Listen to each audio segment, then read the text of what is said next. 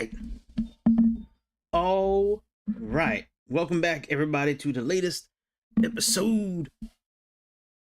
The latest episode of the Airplane Show. My name is Greg. I'm going to be your pilot extraordinaire. This morning, we're going to make some soft, buttery landings. Yeah. So I figured we do something since it's Saturday. We're going to do something a little different.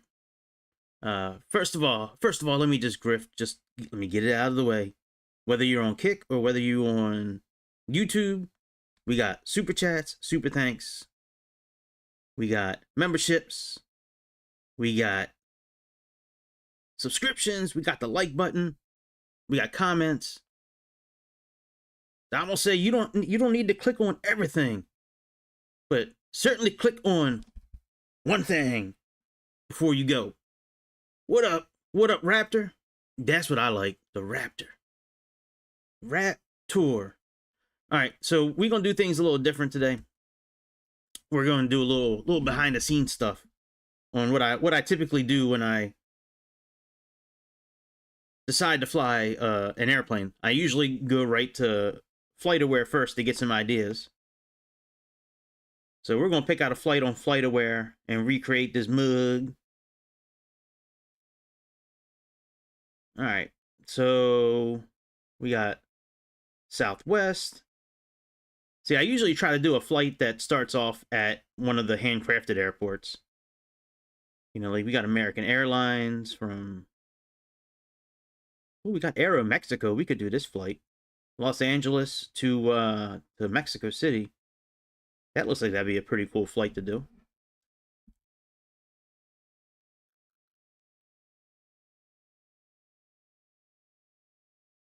We got Southwest to Austin. Let's do actually, let me make sure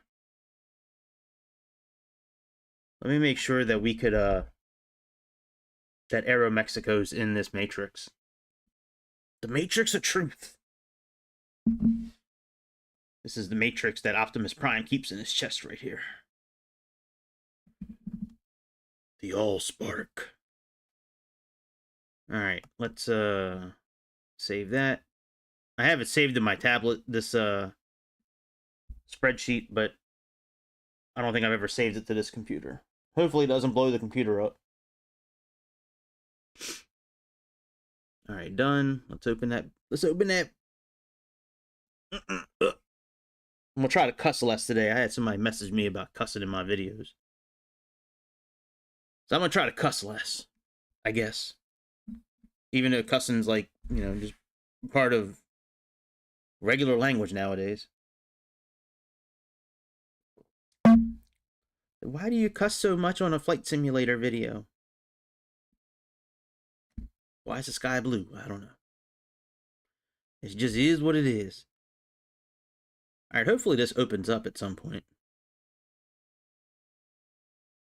I know I'm asking a lot of my computer right now.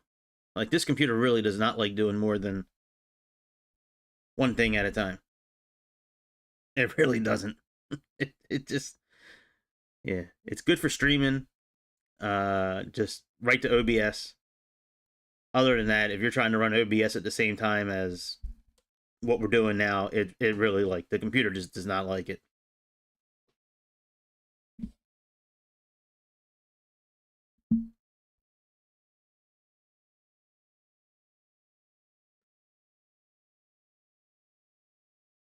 Come on. But yeah, that Aero Mexico flight looks alright. I haven't flown out of LAX in a long time. I haven't flown an Aero Mexico plane in a long time either. Plus we got 8x speed.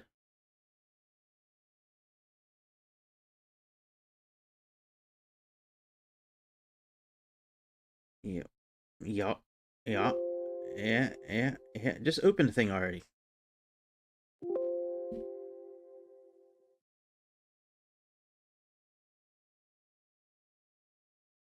Okay, so let's not open it in protected view. Let's just open it in regular view. Let me go to my file folders.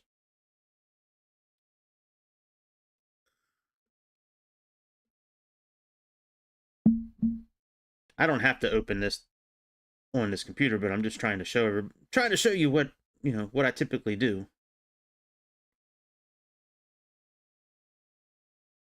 Especially with the 737, they have this spreadsheet available, which goes over all the settings for the flight management system, like it is like in the actual airplane.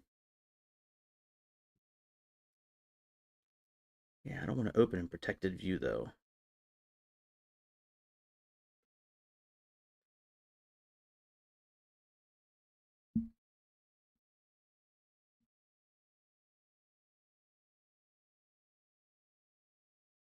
There we go. So does it even have Aero Mexico? That's the thing. All right, so we fly the 738.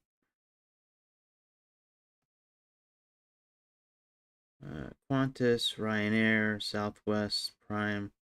All right, so yeah, no Aero Mexico. So let's try to find an airplane that we can actually use this on. So by the way, I just went to Google and typed in Pmdg documentation. So I'm sure they'll add the 777 at some point, but right now they just had the 737 and the DC-6. But yeah, this realistic equipment table matrix, that's what I just opened up. All right, let's go ahead and let's find another flight.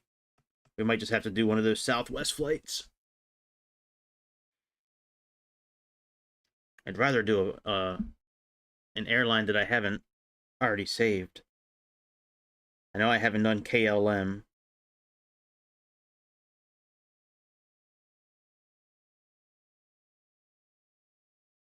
Come on, computer. You can do it.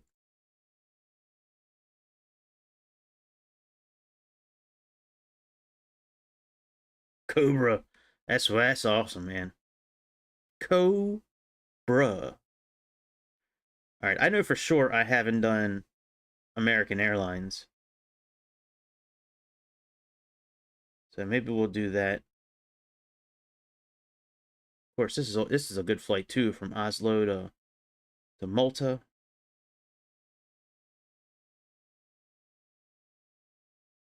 Yeah, let's do this flight here from O'Hare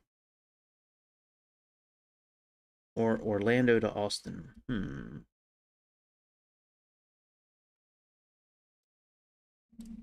Let's continue to look just a little bit more. Maybe we'll find something else.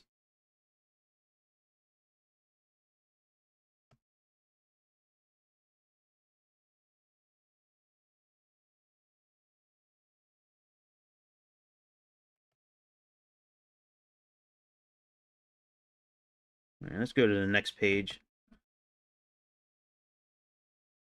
But yeah, I typically do this with every flight. Before I get on, I'll see what's out there in the real world flying. And I usually kind of get my ideas from here. Charlotte, New Orleans. Ah, here's a Delta flight. I don't think I've ever done this with Delta. Let's do Delta. Seattle to Chicago. That's a good flight. Let me make sure Delta's on this. I think Delta's on it. Sure is, right here. Yeah, let's do that. Let's set up Delta. All right, so let's pick this flight out. Delta 2055.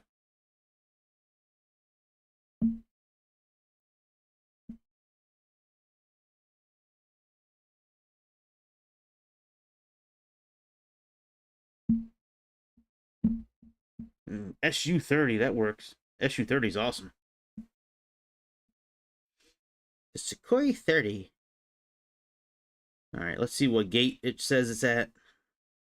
And the waypoints and all that. And we'll do our best to recreate it on SimBrief, even though we don't have an up-to-date AirAx system to use.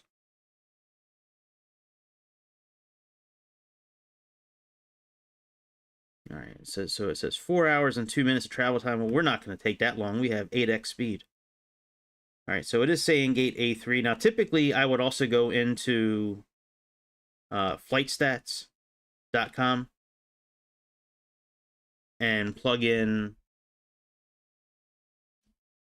the info and get the tail number, but we can't flightstats.com, but we can't change the tail number in the PMDG, so there's really no reason to get it.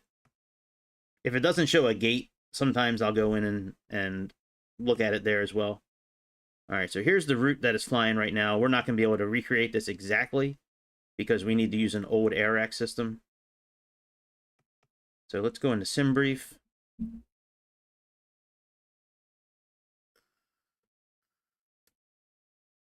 Let's go dispatch. All right, dispatch system. Now, when we have the new simulator, when that starts, we should be able to just build everything right from the Microsoft simulators. Like, you can do it from what I understand, and then you can carry that into the flight simulator when you start. So you don't really have to use. Moving forward, we shouldn't be having to use SimBrief or Navigraph charts really once the new simulator comes out. From what it looked like last weekend when we were watching the expo, that's kind of what it seemed like they said.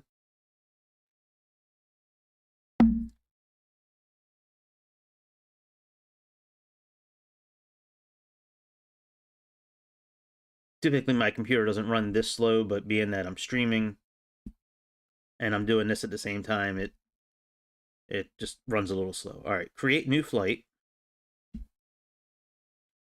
All right, so let's type in DAL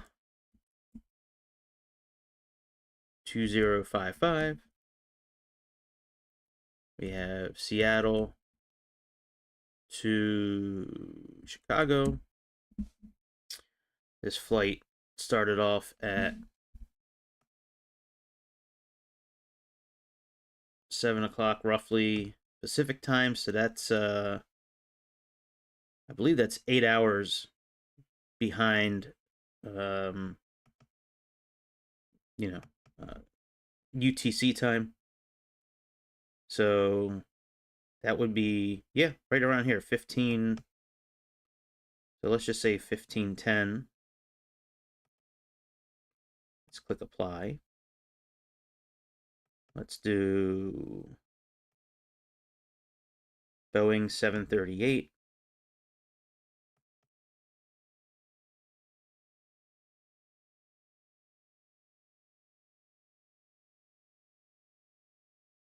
And I always add, every flight, I always add 20% more fuel.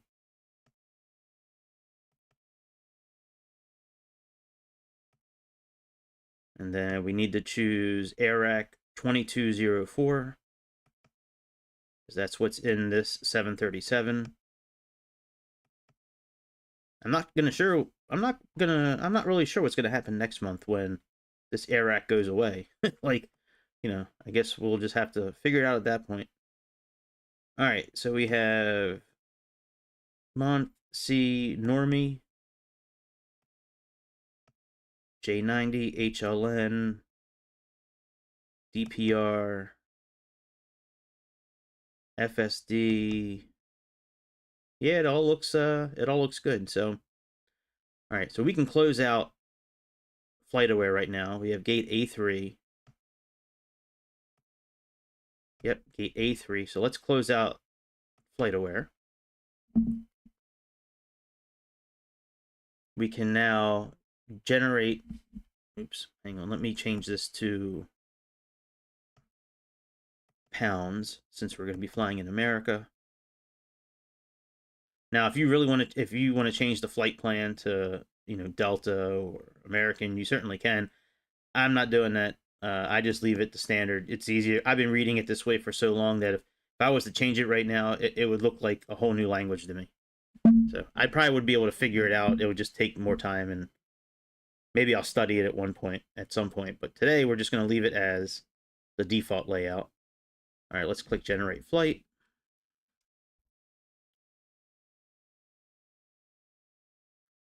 We're almost ready to get into the airplane.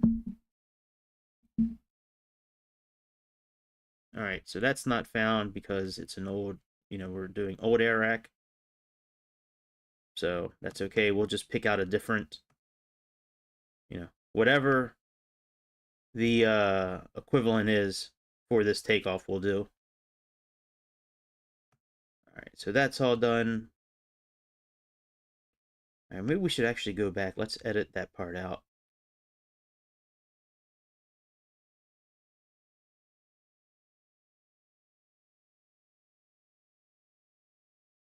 That way, there's no guessing if it got pulled over right. All right, suggested route. Yeah, let's use this suggested route. All right, there we go. All right, now we can generate the flight.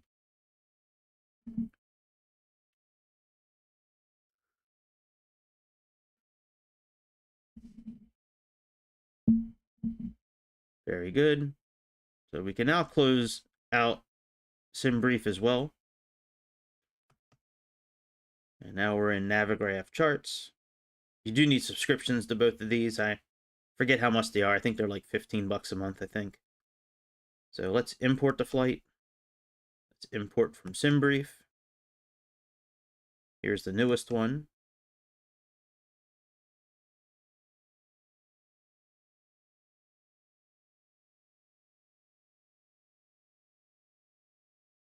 All right, and I'm not too worried about the departure. We can always recreate that on, we can choose whatever's available in the airplane itself. I want to say that this wasn't it Moth 7 or something like that? Yeah, this one right here. Zoom in a little bit. That's not much of a departure anyways.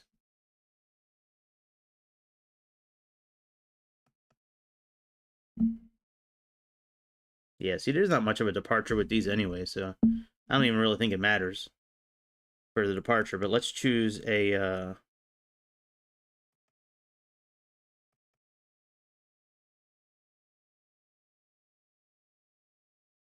we can probably get rid of Sia also. Let's remove that. And we'll just fly right to Normie. All right, let's choose an approach for now. This is probably going to change by the time we get close to Chicago.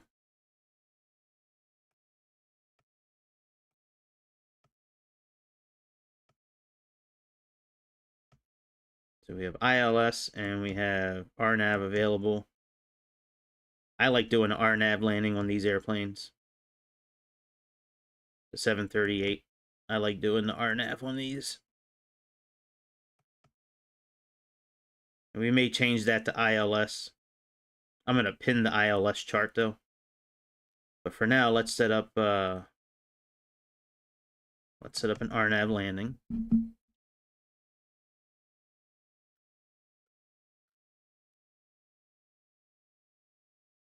And I'm going to go over to charts. We're going to go back to approach. We're going to choose 27 center. And we're just going to pin the ILS chart. That way we have it up and ready to go if we need to. All right, now that that's done, let's click on airport here. Let me see if we can see gate A3 here. If not, we'll go to the right chart. All right, let's zoom in. Yeah, see, it doesn't show the parking spots here. So, all right, let's choose the chart that has the parking spots so we can find A3. Because a lot of times in the simulator, gate A3 is not really listed as gate A3 in the simulator. So let's get that pulled up here. So we're gonna go to taxi. And let's do parking gates. We'll start with this chart and see if it's on here. Looks like it. All right, so we can see gate A3 is right here. So we got to choose something right in this area here. So all right, very good. So I'm going to close out SimBrief now. Let me switch over to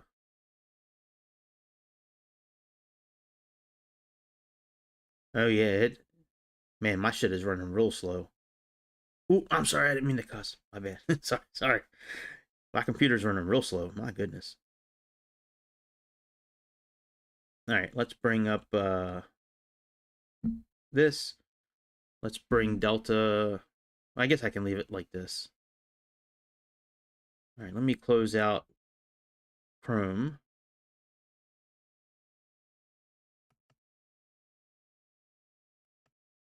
Let's unload this. Let's close out Chrome.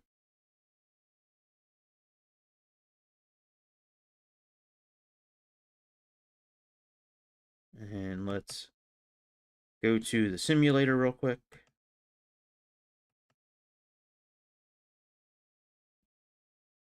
Let's choose the airplane that we're going to do battle with today.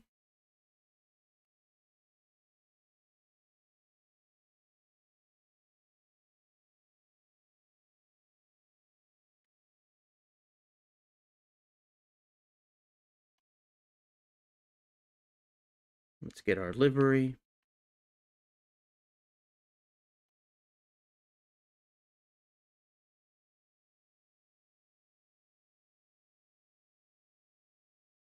Here's Delta. Let's plug in our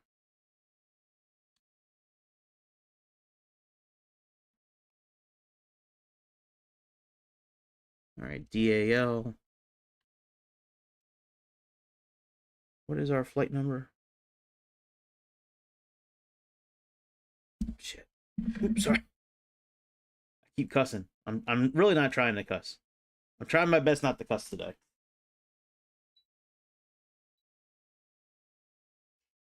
All right, let me pull this up on my tablet, the flight. All right, DAL. Thought it was like 2205. But yeah, typically I do all this before I start. So this is like the kind of stuff you guys don't see typically. Yeah, 2055. That way when I put it, when I put in the description, realistic or recreation, or like I'm really trying my best to recreate the flight. All right, let's go to Seattle.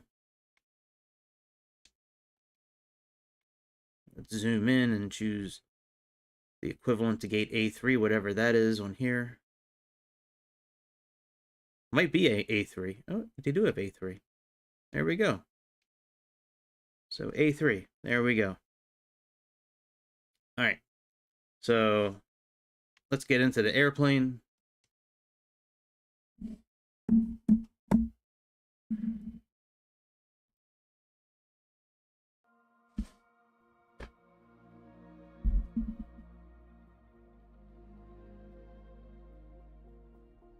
Yeah, I'm in the red on OBS right now. I'm in the red for frames missed due to rendering and skipped frames due to encoding lag. And that's because I have another window open right now. Like, once that window goes away, it'll be fine.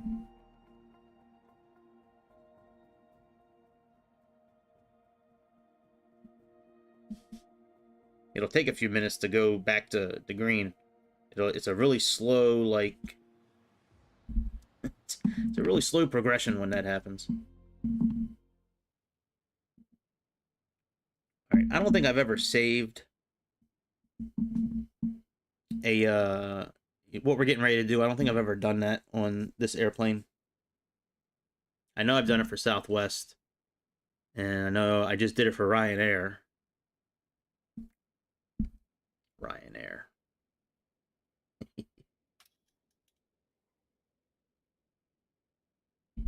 Alright. So what we're going to do is go down to our flight management system before we do anything, before we turn the airplane on, before we do any of that, we're going to set everything up properly. Let me, so click and hold menu.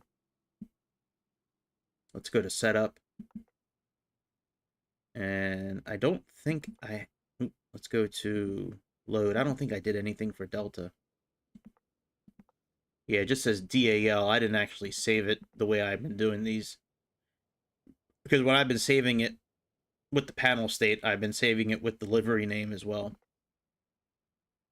All right, so what we're going to do is I'm going to flip back to the spreadsheet in a second.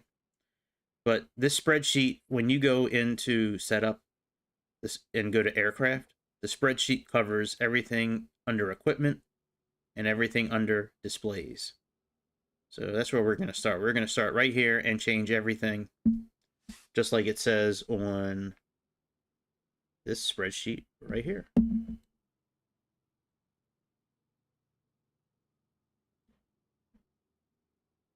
So I'm actually just going to slide Delta on over.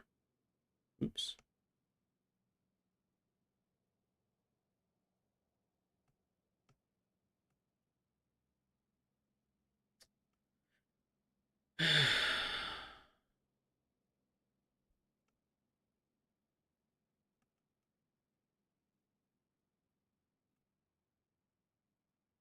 Not with.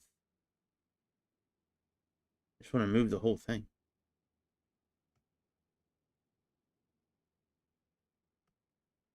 Oh, never mind. I can't edit it. That's right. All right, but I can hide these.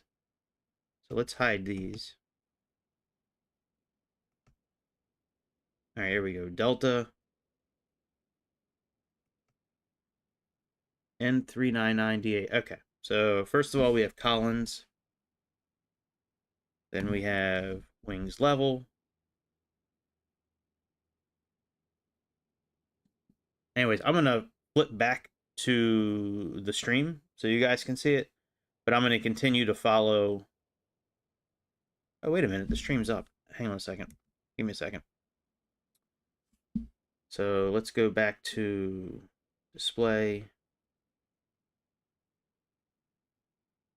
All right. So here's everything that we're gonna copy, into that flight management system. Collins, wings level. So everything here we're gonna change in the airplane. So what I'm gonna do to help things out, I'm actually gonna close out.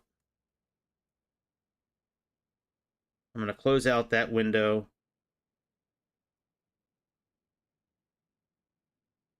I'm gonna pull it up on my tablet. And then by the time I pull it up on the tablet, that should like help out enough to where the frame rate and everything's going to start going back to normal. So let me pull it up on my tablet here. Usually I do all this stuff on my tablet while I'm streaming. That way it doesn't mess with the the frames or anything like that. So all right, let's bring Delta over.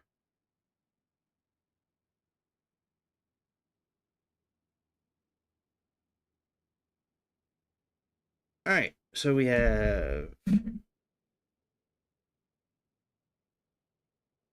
Collins, wings level. All right, deny, and then we have fail pass. All right, we have yes to double D rate. Yes to takeoff bump. Company cost index is 18. And we have 5,000 here for the minimum runway. Oh, you know what? Let me turn these words off. Hang on a second. That's under assistance. Oh, and it's not under assistance. Never mind. Hang on. All right, piloting. Let's turn off auto trim and turn on that. And general options.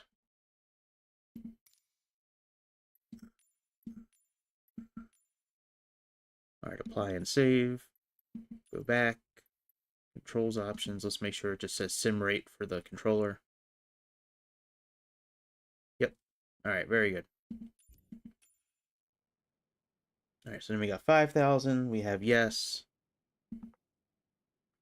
All right, V1 callout is off. Bank angle callout is on. APR minimums is APR minimums.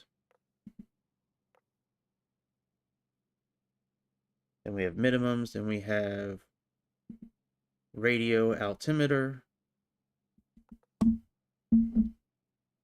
Then we have yes, yes, and then smart. And then off, off. It's also off for 200 feet. For 100 feet on down, it's on. So from 100 feet on down, it's on. That's on. That's yes. Show water and cyan, of course, is no. It's always no. All right. ETOPS is no. Dual battery is no. ETOPS cargo fire system is yes. And then we have default acceleration altitude is 1500.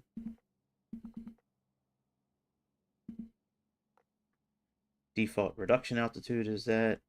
Then we have 800, 3000, 18,000. FL, yep. And then we have 800. And we have 6 here. 15 is fine.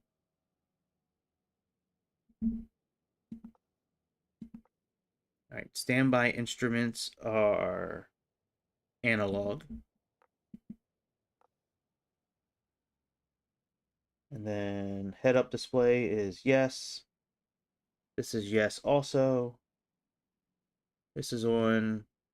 Yaw dampener display gauge is yes.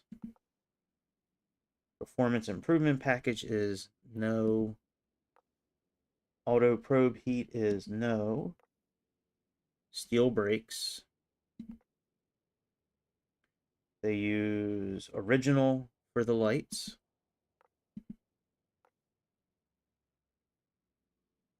No eyebrow windows. We have 2-class cabin layout. No to the air stairs. Cutoff style switch is old. All right, yoke checklist is a yes. So all this is yes. Auto ignition is no. Pressurization panel is new. No to window shades. And Wi-Fi is KU band.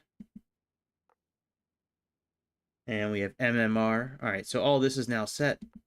Now we just have displays. So we have PFD/ND, that's fine. We have split axis. All right, ground speed display is on. So everything is actually on until we get down to round radio altimeter dial. So this is on, and then this is off. AOA is off also, angle of attack.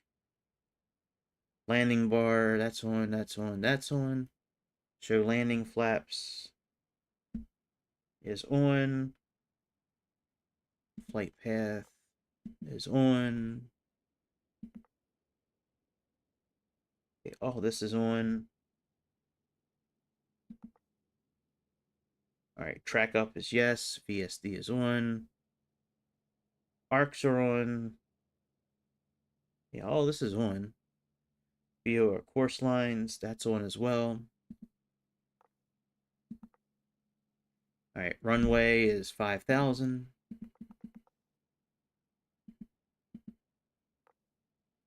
All right, TCAS is on. Engine side by side is no. EGT color is 10 minutes. Oil, let's change this to, hang on, let's come back here. Change this to pounds. Okay, oil quantity is percentage. Low oil is on. High vibration is on. Max continuous thrusters is on. Show reference N1. When D rate used. And then here we go here. We have 2000. We have yes. We have pounds. FCS indicator is on. And brake temp indicator is on. There we go. Now everything is set up. According to Pmdg, this is what this particular Delta aircraft has set up. Now we're going to go into failures for ourselves. We're going to turn on these failures.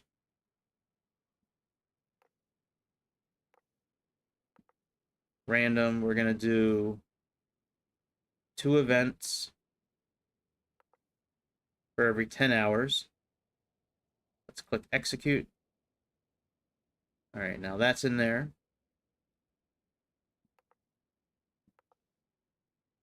So all that's done. We just have one last thing to do. Let's go under options. Okay, IRS options. That's 30 seconds. That's good. Everything is synced up. That's good.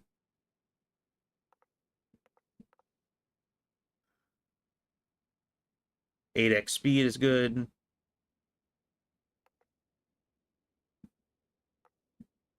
All right, rudder, that's good. Performance, I don't ever really go in here. This is where you can change like colors and stuff like that. Oh, I'm sorry, that's colors. Performance, neither one I really go into. Colors I played with at one point, but I just kind of left everything at default.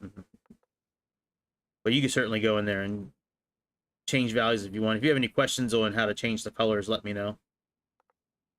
All right, so what we're going to do now, we're going to save this. So let's type in the name. We have DAL. Oops. DAL dot N399DA. So N399DA. So now that that's typed in, let's go up to file name. Let's execute.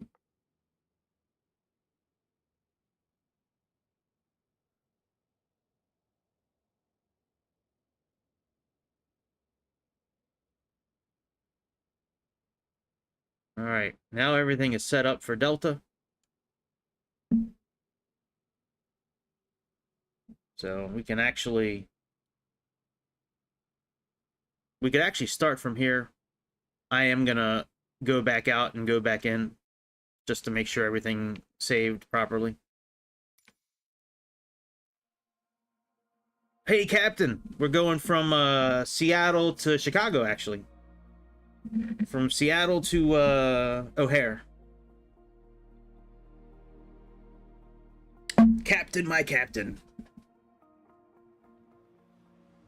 Yeah, and then we'll do a little Subnautica later today. I already downloaded it. All right, so again, this flight took off from gate A3 this morning. It's actually in the air right now. From Seattle to Washington. I mean, from Seattle to Chicago. All right, let's make sure everything's saved.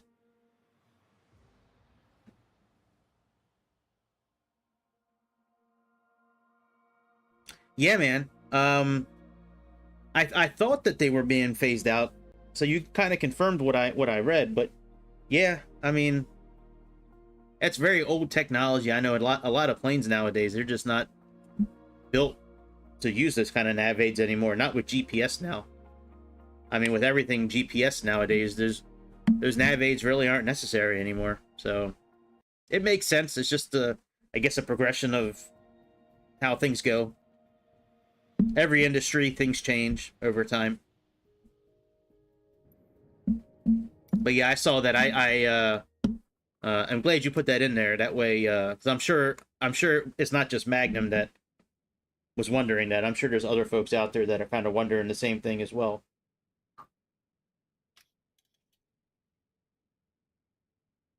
Yeah, that Piper That's going to take a little bit of practice to get good at those landings. That's for sure. I had both hands on the yoke. Try my best. Oh, wow.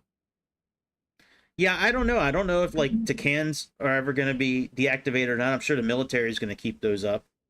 And I know they're tied into regular stations as well, so I don't know. It'd be interesting to see if they're ever going to get deactivated completely or not. All right, it looks like everything's stored because we have the round dials here. So let's just go into menu again. Let's go under setup. And let's just choose Delta, what we set up. Let's just choose it just to be sure. And execute.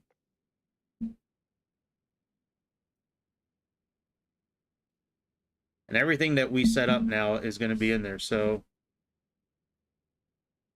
right, yeah, Vortex, right, VOR into CAN stations, right.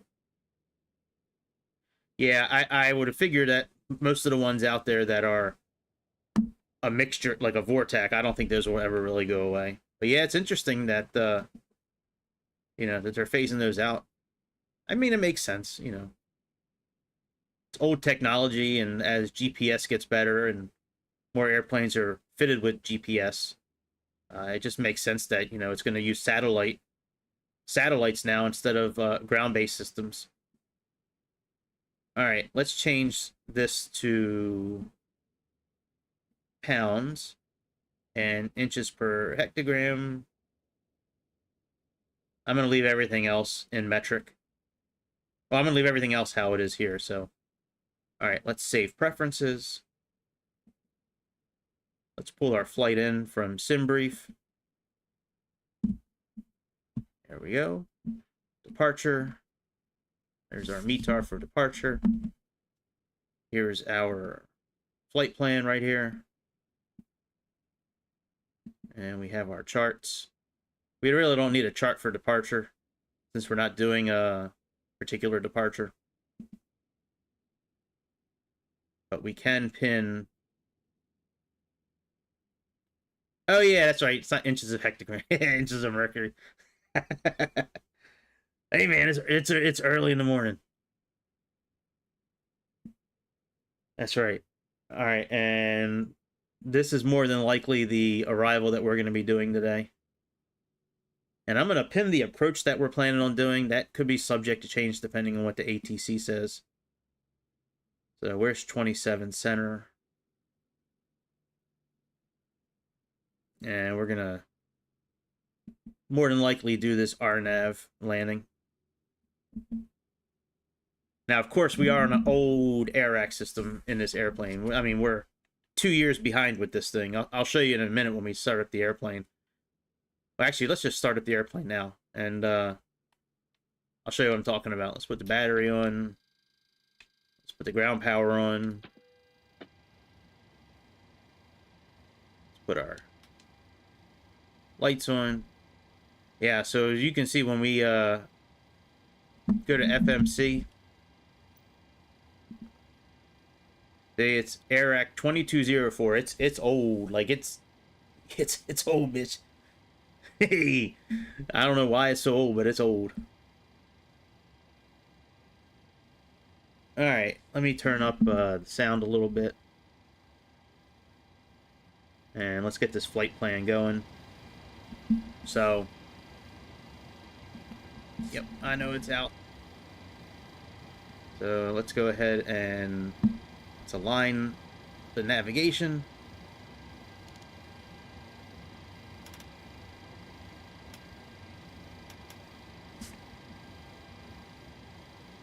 Come down yonder.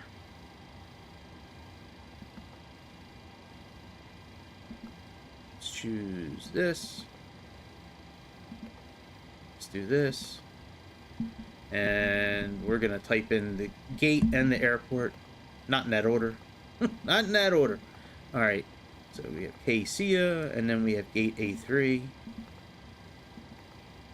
All right, very good. Now let's go to route, and we're gonna just bring in the weights and fuel and all that from the flight plan. If you've seen my videos, you've seen me plenty of times set everything up on this FMC here. We're not going to go through all that today. We're just going to set everything up from the flight plan. It's easier, and it's the new way of doing things, I think, because you know, now if you now that this has a good SimBrief integration, there's really no reason to type it all in manually anymore. You know, we can just bring it in right from SimBrief. So let's request. Oh, we got to get rid of KC at first. Let's blank that out. All right, there we go. There we go. All right, so let's oh yeah, take your time, dude. All right, let's set the payload. Let's clear that message. Let's set the fuel. That's now set. And now let's set the route. Now we're still going to go back to those setup pages. I mean the actions pages on this other FMC here in a minute. But when we go back there, it's already going to have the data. We just need to make sure it's correct. It's all good, Keith. You didn't miss a whole lot. I mean, well, you did. You kind of did. You missed, like, I did, like, all the behind-the-scenes stuff that I typically don't put online. Like, choosing the flight and going into SimBrief and setting everything up. But it's all good. Gonna be streaming a new video game tonight, an old but new video game. If you ever heard of Subnautica, we're gonna be streaming on that a little bit later tonight, I think. It's a really, really cool underwater video game. It's really, it's a phenomenal game.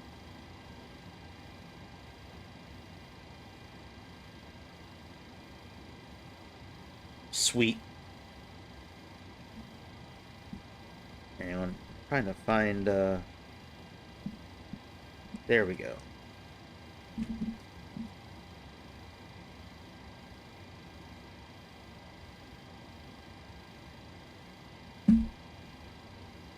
Alright, let's finish getting this set up.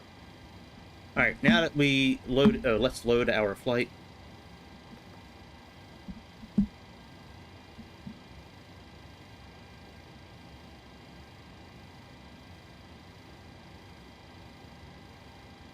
I'm going to mod the speed of this flight too. Once we get up in the air, we're going to go 8x speed. Alright, execute. We can save this if we want to. Alright, let's come over to actions now, and we're just going to confirm all the data we pushed into the system. So let's go to ground services. Let's go next. Let's just type in 32586. Let's go 146 here.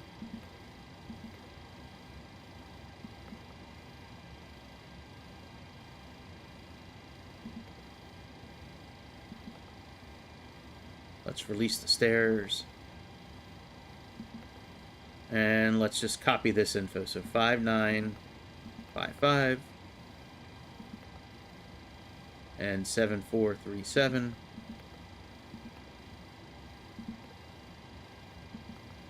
Alright, so now everything is done. We're going to release ground power. When we start up the APU, we're going to finish getting a few things together over here first.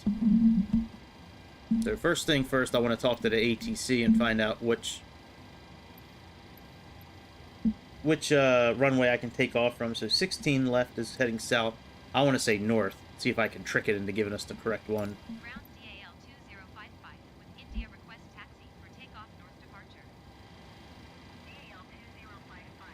Nope.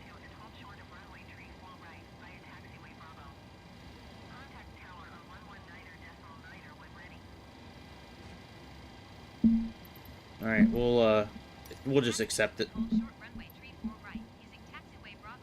We're not doing really any kind of departure, so, you know, 34 right, if that's what they want us to do, that's fine. Alright, so we got 34 right, so let's go to departure. Let's choose 34 right. Alright, that's done. And I'm not really too worried about an arrival at this point. Let's just get up in the air. Oh, you know what? Let me at least choose the, yeah, let's... Hang on a second. Let's just put the approach in for now. We can put the arrival in later. Well, you know what? Let's just... Hang on. Let's just set it up now. That way the flight's complete, and we can change it later if we need to. Alright, so we're planning on doing RNAV 27C. That's supposed to be our transition. And this is going to be our arrival. And zipper is going to be our... There we go. Alright, let's click execute. And now we have a whole flight. We do need to get rid of this vector here, so let's click on Vogler. Click on that. Now it's complete. Let's come up to our flight deck up here. Let's go and put this on flight plan. And we're just going to step through everything and make sure it's all correct. So click on legs. Click step. There we go. We're going to step through everything.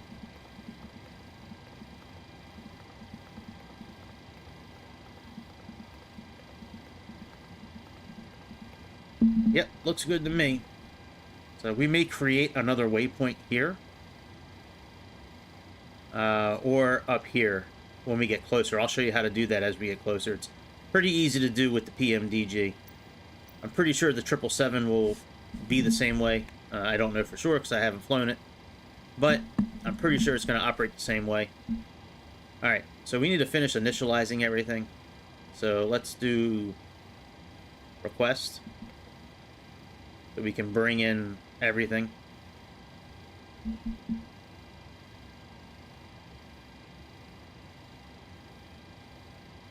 Alright, let's load this. Let's execute. And our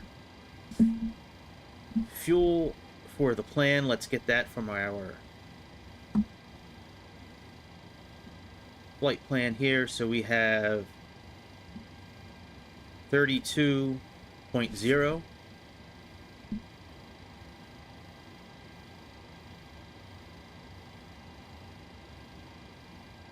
Actually, let's do 32.5.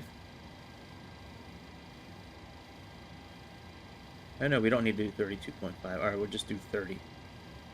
So 30. There we go. That's all done. Now, I don't believe that our cruising altitude is correct. I am going to put in the correct cruising altitude for today, because I'm trying to keep... You know, last time I did it the other way, we ran out of fuel, so... Alright, so 35,000, that's in there correct. Alright, let me change the time to the time that it took off. So that was closer to... Oh, you know, it does have pretty much the right time in there. Hey, what up, Grease? Welcome, friend, welcome. Was nothing much, man. Just enjoying my Saturday morning.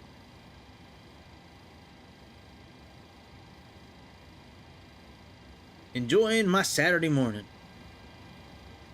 I gotta run some errands later, so I want to do this now. Hey man, how's your Saturday going, my friend? Alright, y'all dampeners, let's turn them on. Let's turn the APU on. Fuel.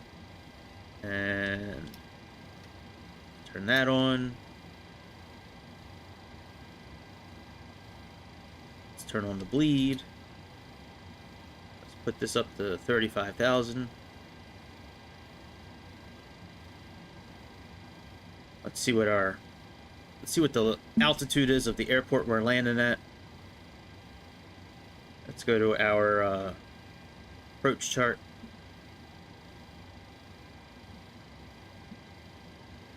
So it's about 700 feet.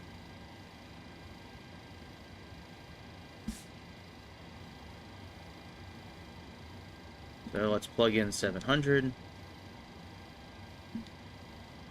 Let's turn on the electric pumps. Window heat.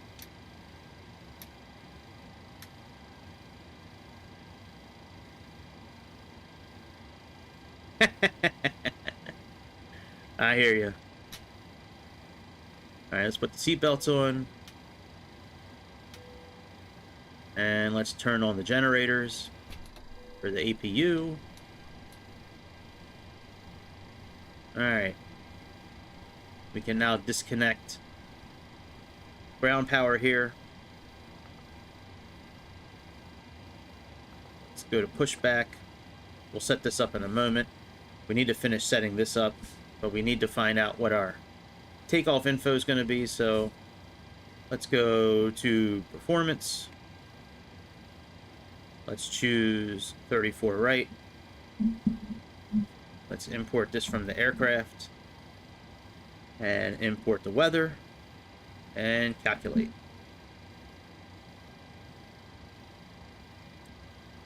Here's all our data. So we have 47. There's no D rate for the takeoff, so let's put in 47. Let's go back to init. Let's go to N1 limit. Let's put in 47.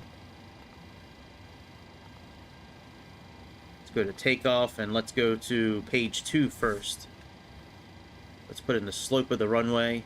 Slope is 0, and the wind is 60 by 40, so let's plug that in.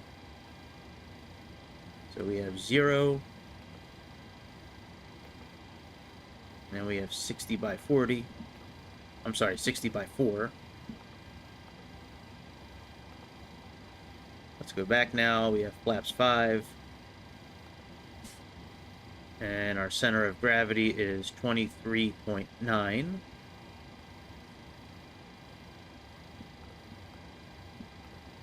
That's all done. Let's confirm this. We're going to have to reconfirm these after we put our flaps down. But for now, we're all set up. The only thing I do want to do is go here and just bring in our forecast, because that'll give us the forecast too for our climb.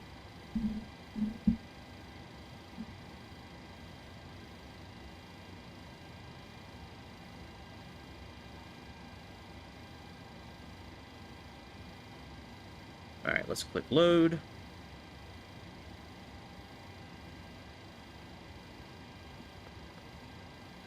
The Intruder's okay. It's a good plane if you want to just jump in and just jump in and start flying. You know, if you're looking for a plane where you have a lot of interaction with buttons and setting it up, that's not the plane for you. But if you just want to push a few buttons to get it started and get up and flying, it sounds great. It flies really nice. It's a cool plane. I like it. All right, unable 280 knots at this waypoint, so let's see what's going on here. Okay. So, I'm not sure why this is 247. Let's look at our chart for... Let's nip this in the butt real quick before we take off. Let's look at our arrival chart.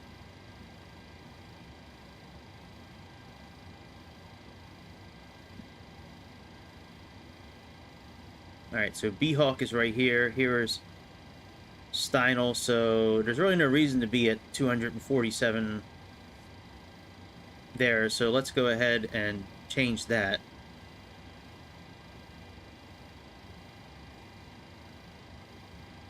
So let's change this one here. Oh, see, it's 247 the whole way. Alright, so... yeah, plug and fly. It wasn't bad. I mean, I had fun flying it. Alright, so we're gonna do... is it... I think 280 is the maximum at that waypoint. So let's do 280. B, and then slash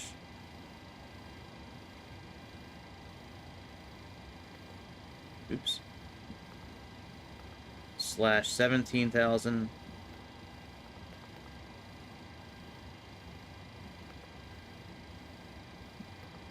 FL210. Let's see if that fixes it.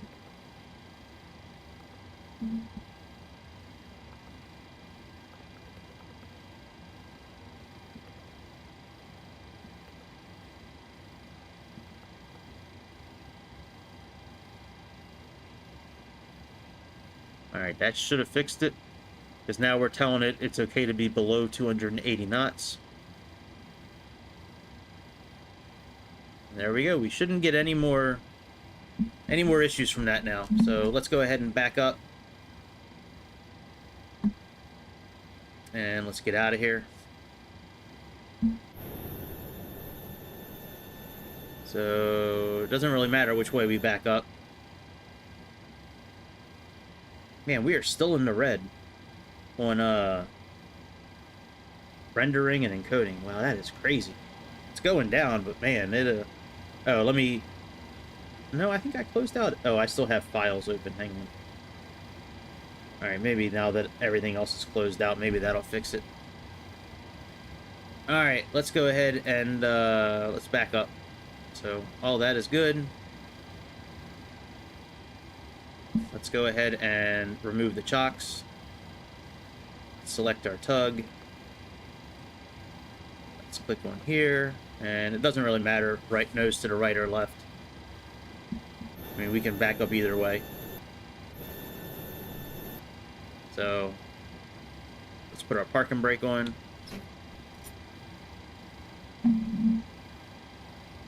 And let's click start. Cockpit to ground. Go ahead. We've been cleared for pushback and start. They want the tail to our left. Roger that. Ready to push. Tail to the left. Parking brakes off.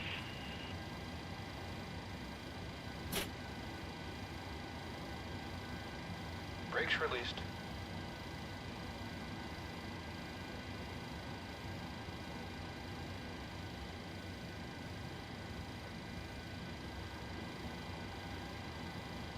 Brakes released. Here we go.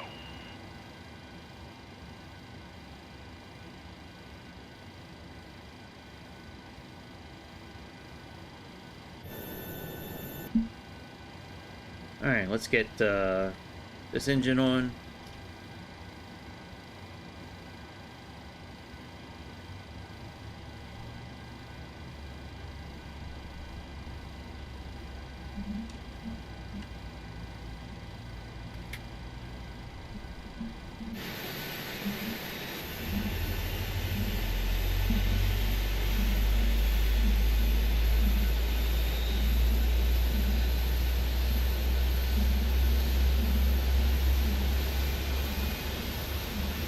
Oh, look at that mountain in the background. Is that Mount McKinley, I think? I think that's Mount McKinley. Now, I do have failures turned on. 2 failures for every 10 hours. So we'll see what happens. There is a page that I have bookmarked as well from Pmdg that goes over how to fix every error, or at least what the procedures are. So last time I flew to 737, I did have issues with the autopilot.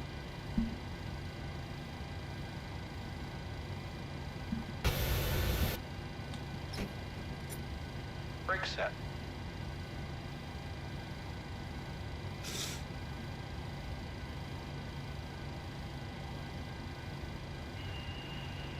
Steering pin is pulled.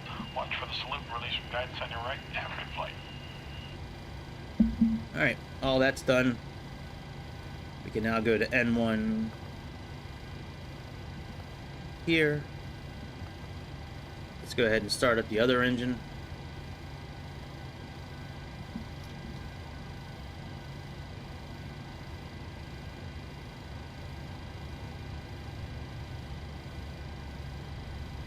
Put the fuel on. Let's put our TCAS system on.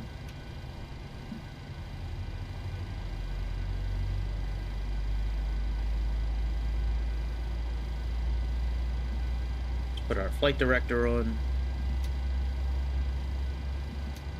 Both sides. Let's put this back on map.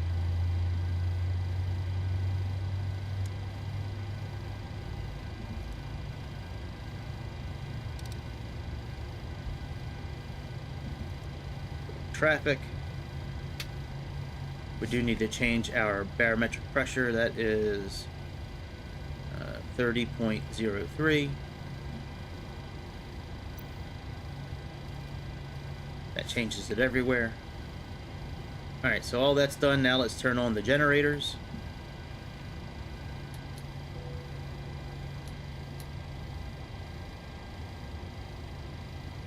Let's also put the isolation valve on auto. Packs on auto. And we can turn off APU bleed. We can now turn off the APU as well. Taxi lights. Continuous. Logo light. Wing light. Wheel well light. Let's let them know we're leaving. And let's put our flaps down to 5. And we just need to confirm our takeoff speeds.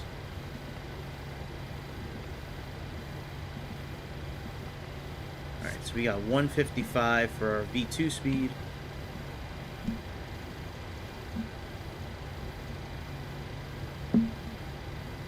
And runway 34 right has a heading of 344, so let's program that in.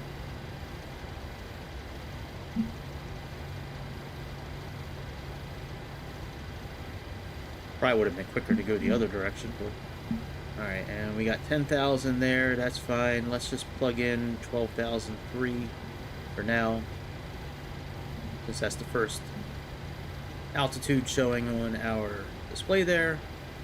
We can reset this master caution light. Everything looks good. Let's put our brakes on RTO for takeoff. And everything is good. Let's go ahead and... Hang on a second, let me check our trim real quick. We have to set our trim wheel. I have trim listed here. Yeah, 5.29. Let's set up 5.29.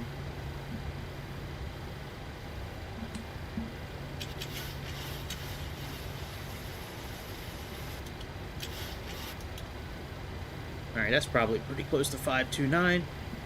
Alright, let's release our parking brake.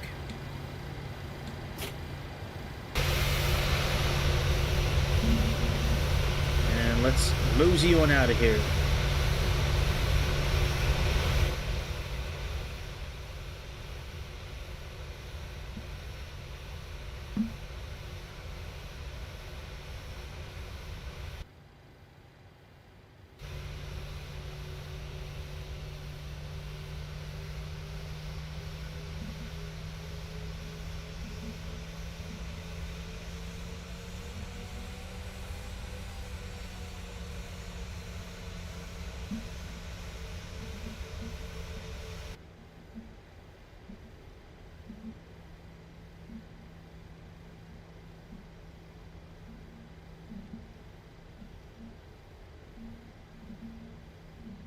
So all that in the beginning that I did in the flight, that first 25 minutes, almost every flight that I do where I say in the description recreation or real flight, I do that every time.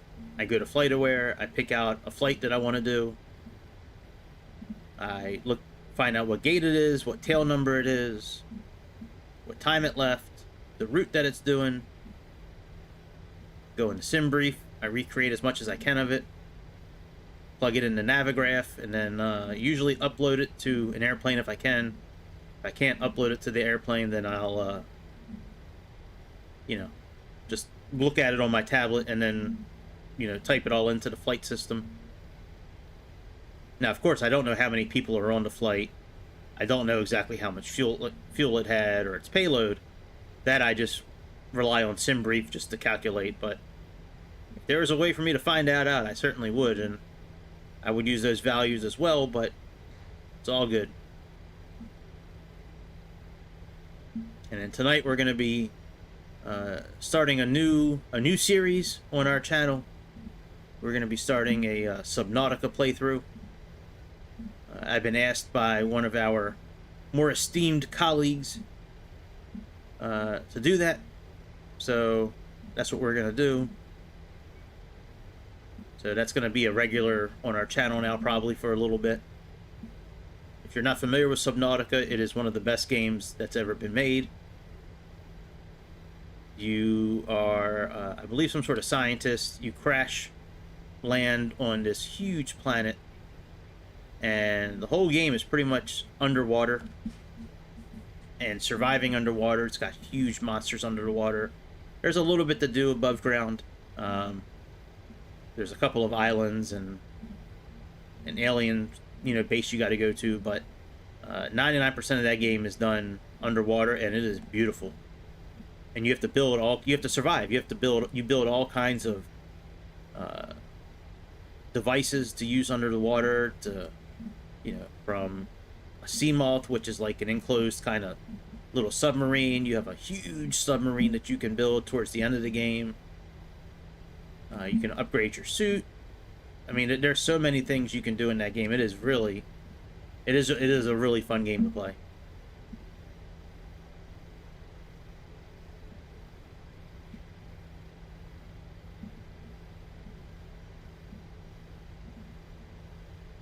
Yeah, I bought it on this Xbox months ago just to try it out on the next gen console, and it is gorgeous on this new console. Alright, here's 34 right. So let's slow down a bit. Let's get our clearance from Clarence.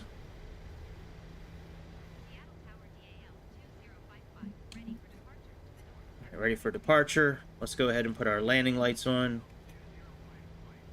Let's put our strobes on. Let's put our heads-up display down, since this plane actually does use a heads-up display system. Let's turn our probes on. Let's ding the cabin again. And let's get out of here. Let's activate LNAV and VNAV.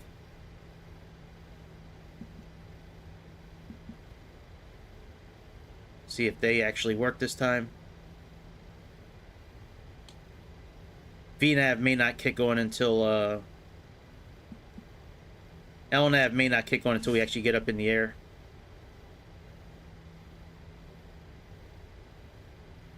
Yeah, I don't know. I know there's a new Subnautica in the works, so I don't know if they're ever gonna have a new one come out. Man, I hope they do at some point. Or a DLC, one of the two. But yeah, Mr. Chicago asked us to do that, so I'm okay with that. All right, let's release the park and brake. Let's mosey on up to our takeoff line. We'll give it some fuel. We'll click toga, and then we'll get the hell out of here.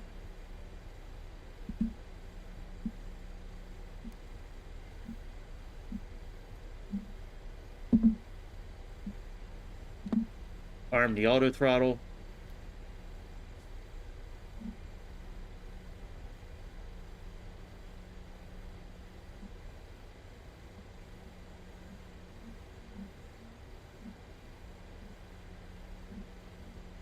There's a game coming out. I thought it was going to be out already, but there's a game coming out soon. I'll try to find the name of it, but there's a game that's coming out where it's like Subnautica, but it takes place above the clouds. And anything below the clouds is like this toxic environment where you can't survive, even if you have a certain suit. I forget. It looked awesome. I saw it a couple years ago, but I haven't really seen much of it since. So I don't know if it just couldn't afford to continue, or if it will come out eventually. But I'll look up the name of it once we get up in the air. All right, let's get up in the air. Let's give it a little bit of fuel.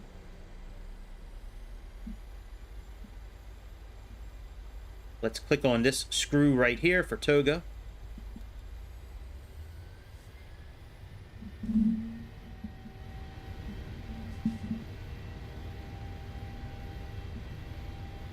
Airspeed alive.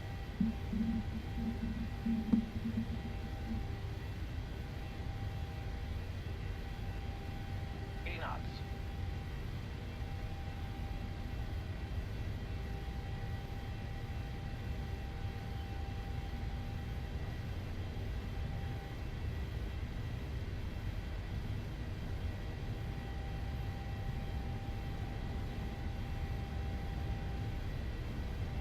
Well, we are using a lot of this runway today. B1. Rotate. B2.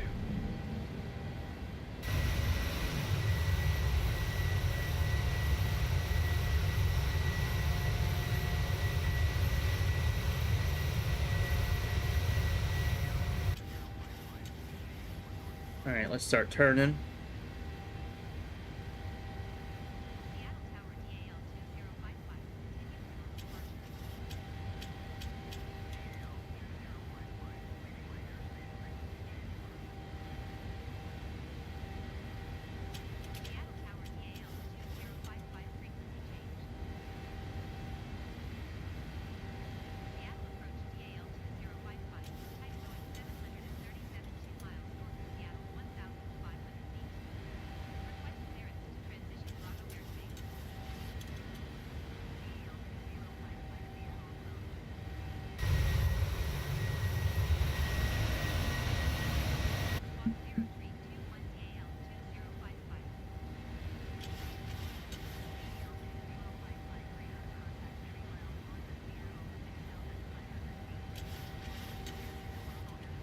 All right, we're still flying manual. We'll turn on the autopilot once we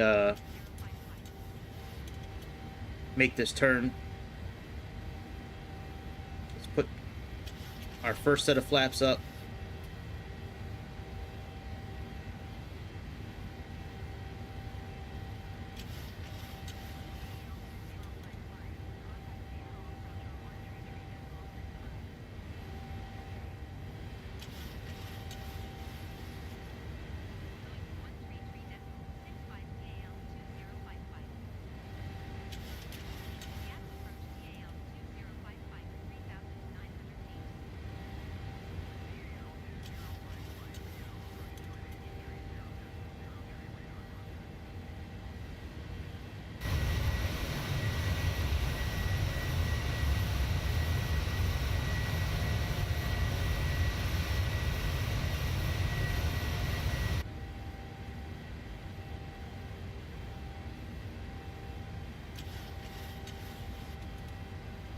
All right, we're almost done with this turn.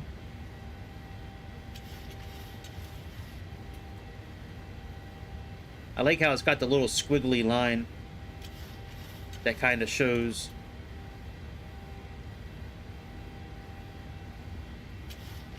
you know, where your anticipated movement is.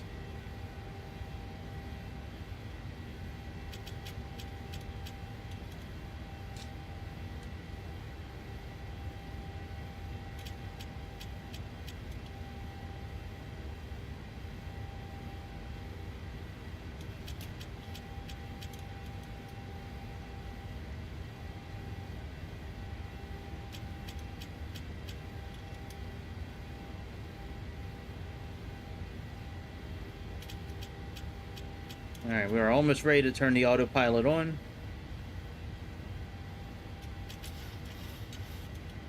Let's just go wings level before we do that.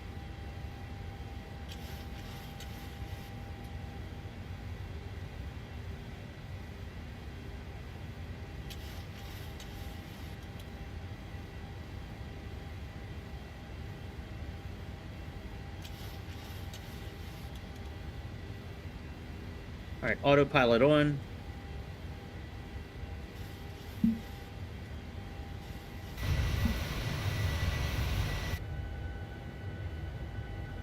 Put the remainder of our flaps up.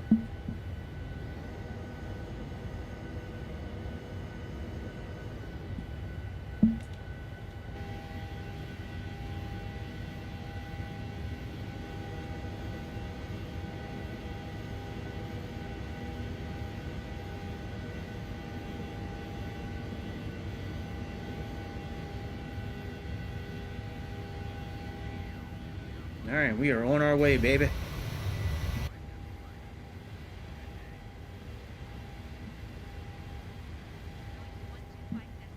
Put our heads-up display away. You know, I never did bring the keyboard over here. Maybe I'll do that. Because that certainly helps with at least the altitude component.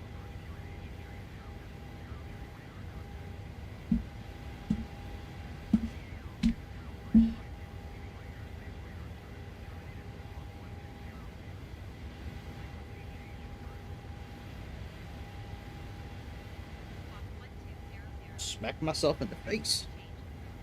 Hey, what up, Jake?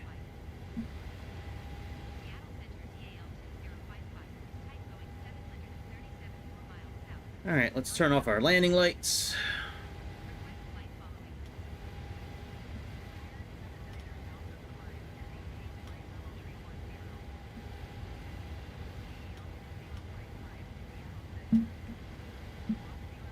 Turn off those lights, those lights.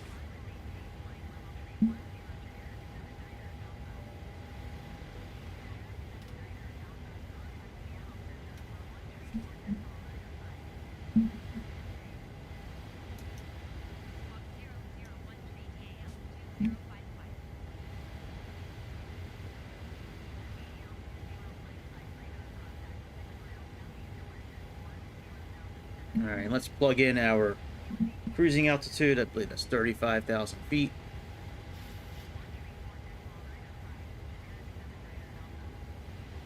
And I'm actually going to bring up the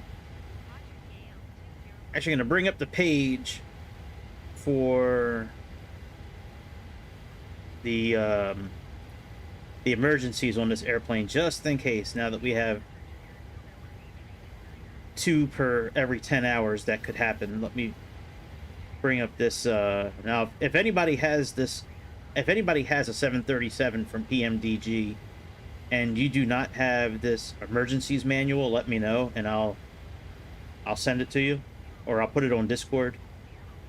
Actually, you know what, I'll put it on my Discord channel now. Actually, let me get it pulled up and let me share it on Discord. All right, share on Discord. I'm just gonna put it under the general channel.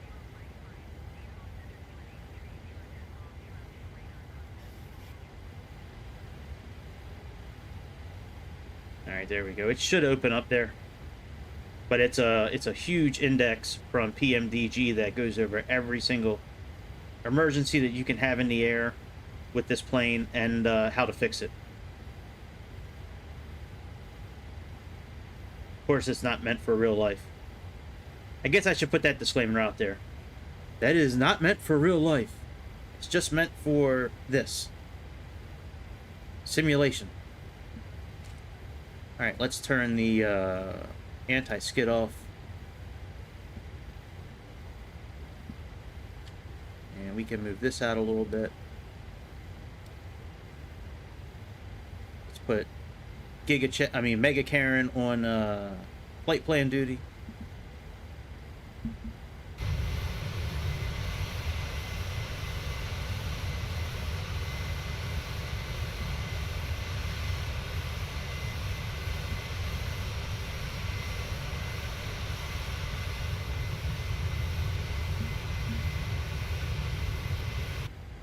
And once we get up to cruising altitude, I'm going to click on the speed increase and leave this thing on 8x the whole time until we get ready for our descent.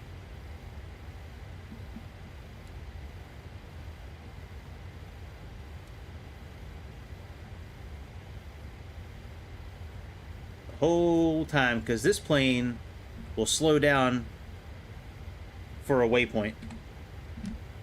Make its turn, go through the waypoint, and then speed back up again. It's a awesome system that they have built for the speed increase here. All right, let's get ready to click standard.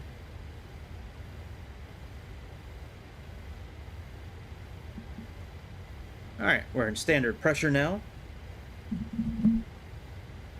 And I don't really see these kind of dials too often. I like the old round dial. That's cool. Yeah, we got this plane set up just like according to Pmdg, the way this is now set up in this aircraft is how this particular livery was set up back when it was made. I guess 2016.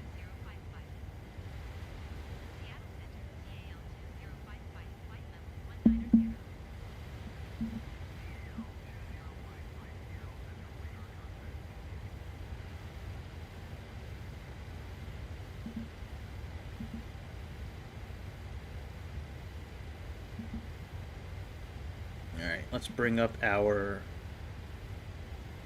other map. Let's do... I guess we can leave it on VFR.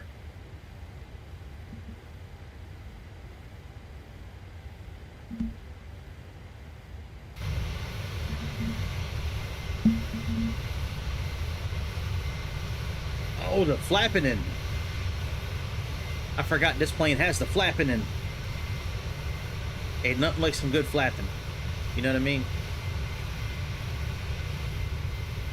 Yeah, this airplane is better at flapping than other airplanes. The flapping.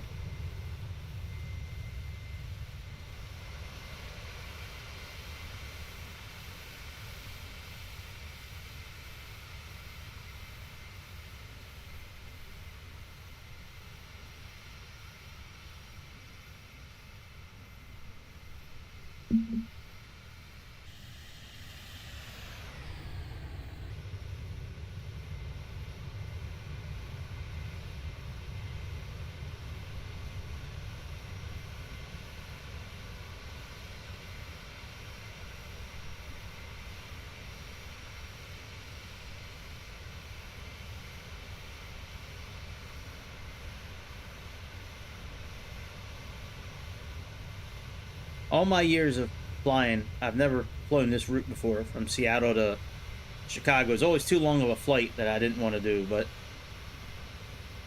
yeah, right. Yeah, I need to look at the drone camera settings more, so I can like have that set up better to go, you know, that to go. I think there's a way you can set it to go like maximum distance out, and then click that button and have it fly over you, but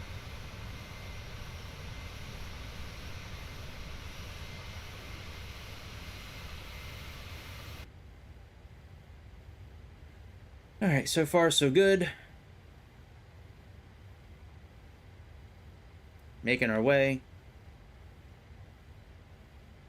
We probably could go into 8X now, but I don't typically do it while we're climbing. I usually just wait until we get to cruising altitude and then do it.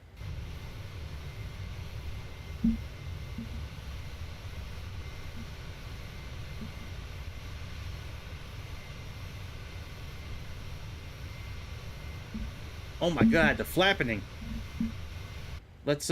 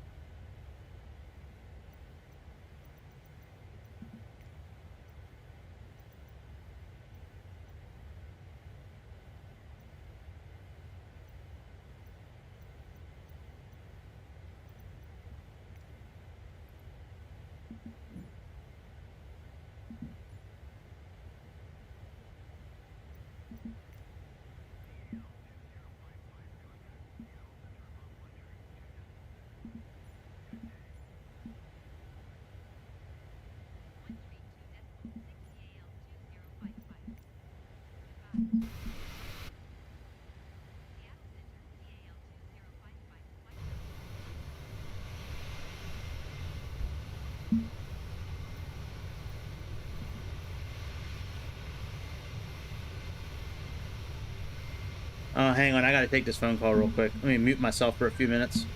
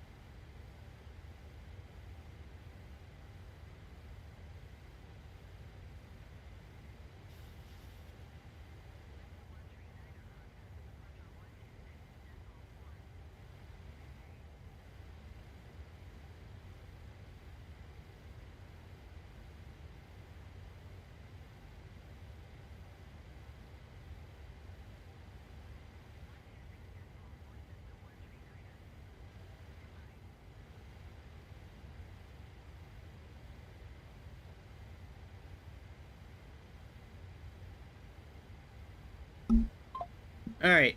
I think I have the camera set up. I mean, it's definitely better than it was. But the lock on part, I mean, I put it on lock on, but I didn't really like the way that it, I don't know. I didn't, maybe this lock on's not correct. Choosing this lock on. I don't know.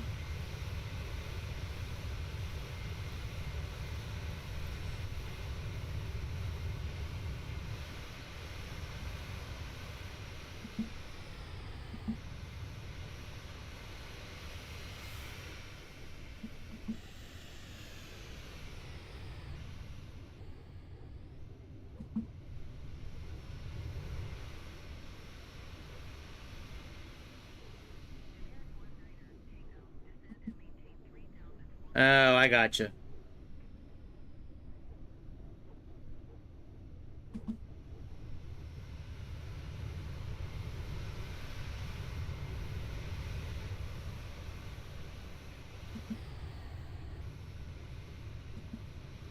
I don't know. I think I like the other mode better.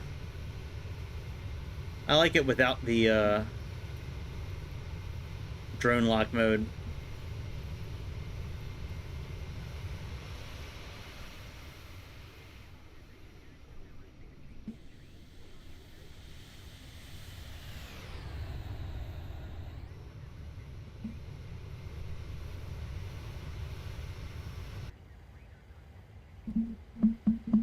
All right, we're almost ready to go 8x. We could probably click it now. We're close enough. Let's click this little button up here. Now our clock's in green. Now we're in 8x mode. Hey, what up, cowboy? What's good, my friend?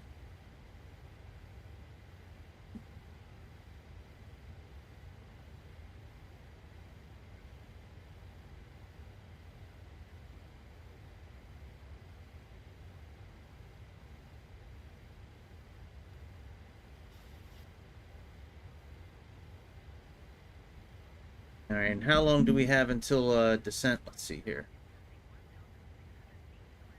Probably a while. Oh yeah, we got about 1,200 miles to the top of descent. All right, very good. Well, we're in 8x speed.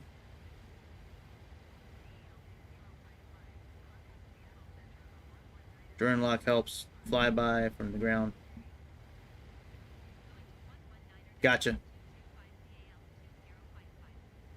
I hear that, man. That's like how it is in Maryland.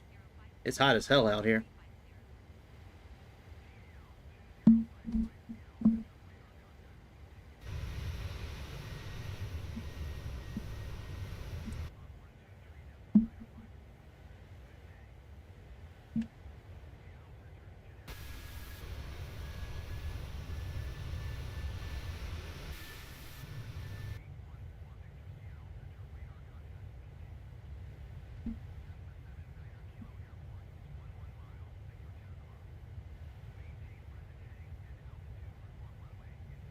Yeah, I'll play with the drone lock some other time.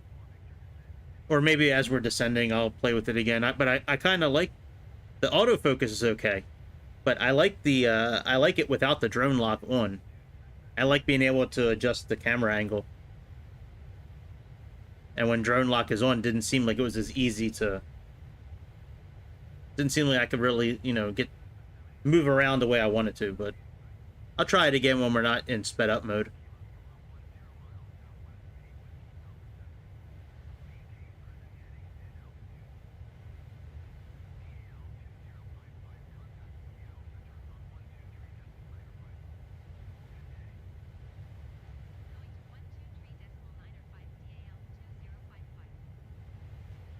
I wonder if going in 8x will help us land faster than the actual airplane in real life. Let me see where the plane is right now, actually, on Navigraph. I mean, on FlightAware. Let's go FlightAware. Let me type in the flight number. Let's see where it's at. New tab, FlightAware. All right, let's type in DAL 2055.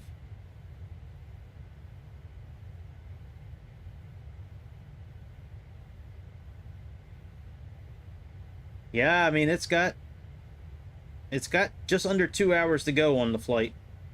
And we might get there before the airplane. That'd be cool. I should turn on real life I should turn on the real life traffic and see if it and see if air traffic in Chicago picks up both airplanes. Well, let's see if we get close enough to actually make that happen.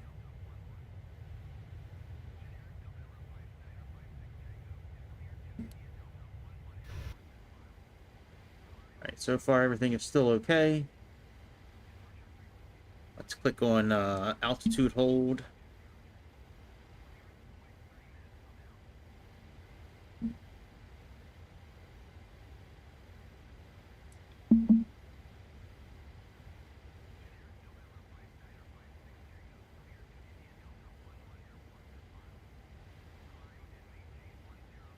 A little bit of turbulence.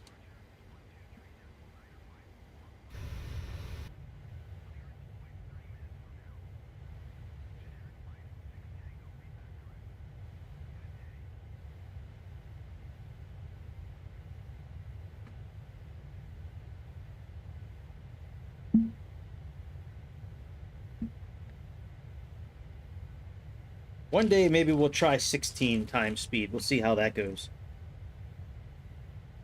I've always read on the Pmdg forums that that's bad to do. Like it, like, really, like, it'll either crash the plane or... But we'll see. I mean, if the Dark Star could handle, you know, Mach 5, this might be able to handle, you know, going 16 times regular speed. 2, 3, 4, 5, 6, 7, 8, 10. 2, 4, 6, 7, 8, 9, 1, 2, 3, 4, 6. Ooh, that's not good. 2, 6. 7, 8, 9, 10. 2, 6, 7, 8, 9, 10. 2, 3, 4, 6. Good. Not good at all.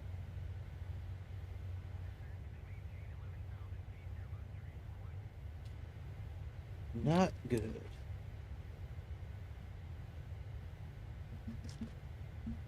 Be out of my medicine again early this month. Always happens. I always wind up running short on one of my medicines, like a few days before the actual doctor appointment. And then running short, I don't feel right. So then when I get the medicine refilled, I wind up like taking too much of it for the first 3 or 4 days to feel kind of normal again, and then like I always run short again.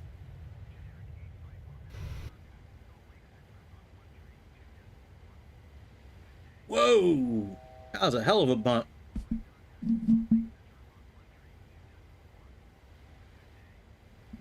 All right, let's take ourselves off of sped up mode for a minute.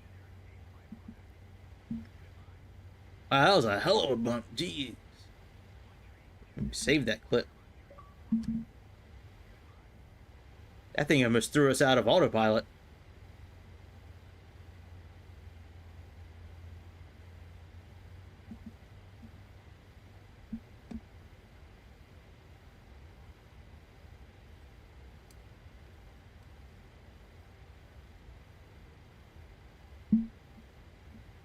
All right, let's go back into... It's amazing the type of turbulence you get off of these mountains.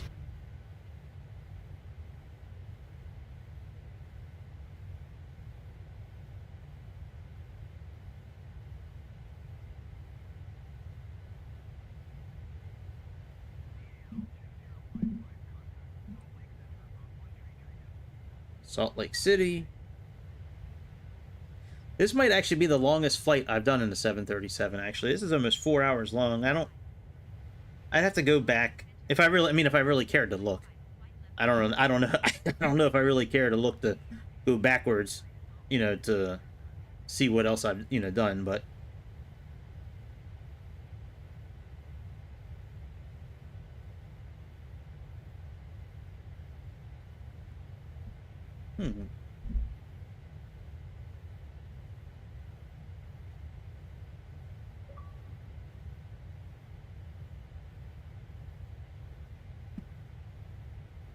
All right, so tomorrow's the 30th, so we have 7, 14, 15. So I'm like, how many short am I? 7, 14, 15, 16. So I'm like 4, 6. 3 days behind us. As I always run 3 days behind. It's crazy. Yo, what up, Al? What's happening, dude? I've never seen your name on my chat before, but what's up, my friend? Don't be a stranger. Come back again. Yeah, we're in 8x speed right now. Hopefully, we won't get any failures. But I got the guide up just in case. But yeah, man, what's good, man? What part of the world are you from?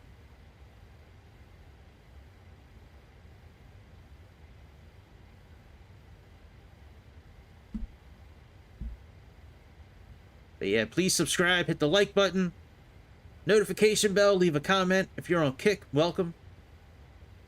If you're on YouTube, you're always welcome.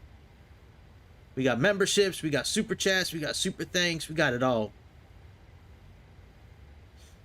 Yeah, so far so good, man. We're trying to recreate this flight. Flying the only Boeing I have available from Pmdg at the moment. 777's not available on Xbox yet.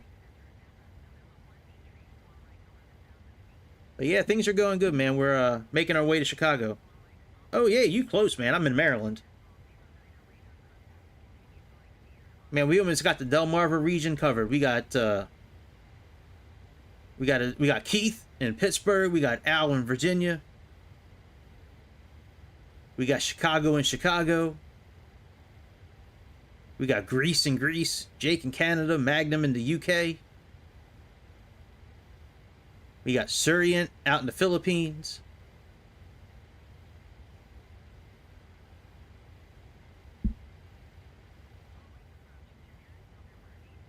Oh yeah.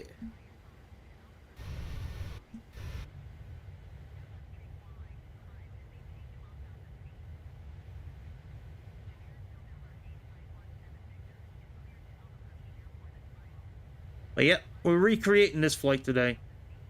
I like to go into FlightAware and get ideas for the flights. And I wanted to fly 737 this morning. I don't really get to do flights this early.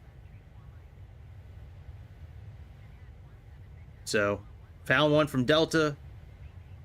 We set it up properly based on what Pmdg's spreadsheet says. And then we went in and put it in the sim brief. Got the route. Threw it over to Navigraph to get the charts. Uploaded it to the airplane here, and now we're on our way.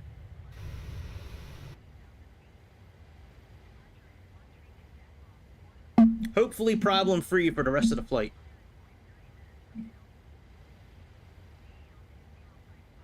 Now, I don't think this thing is going 8x all the time because I keep on switching camera positions. I really do believe that, like, if I just sit like this, it'll go a lot faster. I don't think the 8x really works too well when you're in different camera positions. Namely, at least on Xbox, even the Series X, it doesn't seem like it can render fast enough. But if I sit in this position, that 8x will start really, like now we're moving. But if I was to go back outside again, it doesn't move so good. It doesn't move so good.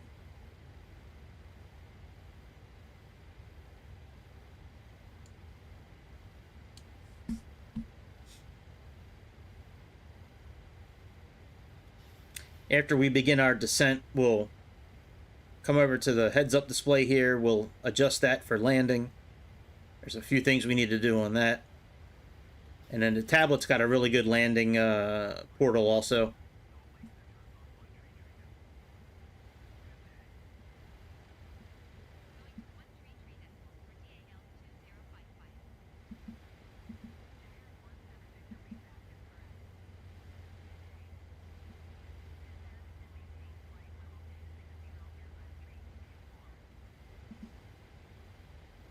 All right, Helena.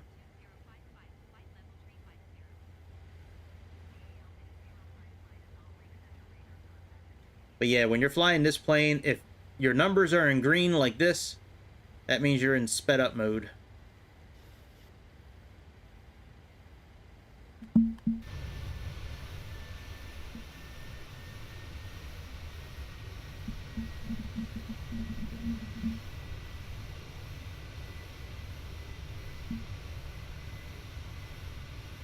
Oh, how'd he break your phone, man? That's terrible. Sorry to hear that.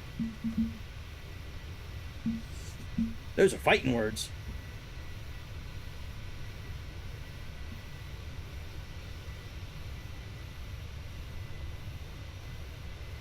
Alright, this must be Helena right here.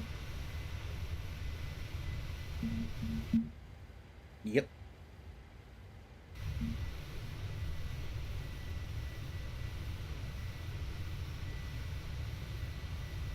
Helena, Montana.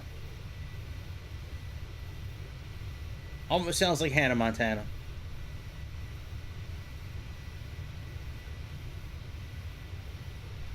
Oh, they got the alien circles too out here in Montana.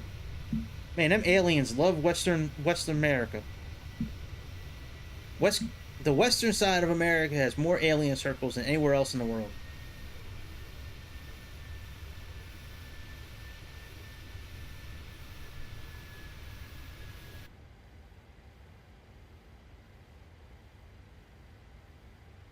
Alright, so far so good, no failures yet. Everything's still looking good.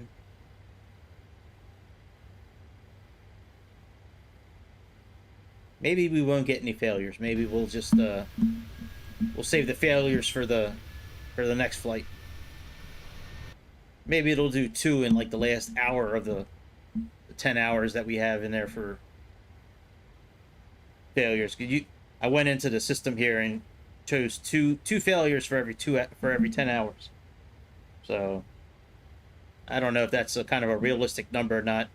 I think Chicago could tell us a little bit more on that about how many failures they have on a regular basis. But being that this is a Boeing, hey, thanks, Grease with the super chat. Spending it on me rather than spending it on hoes. I appreciate that.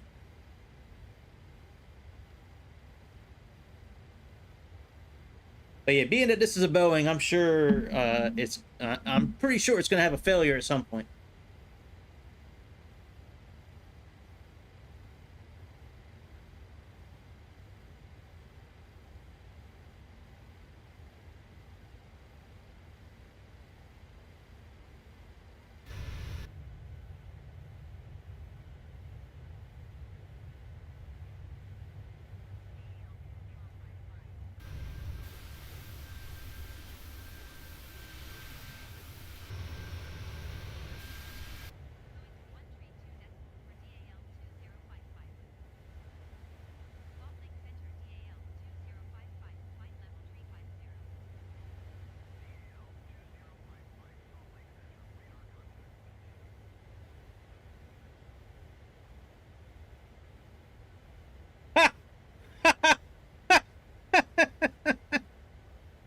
Sorry, I'm not.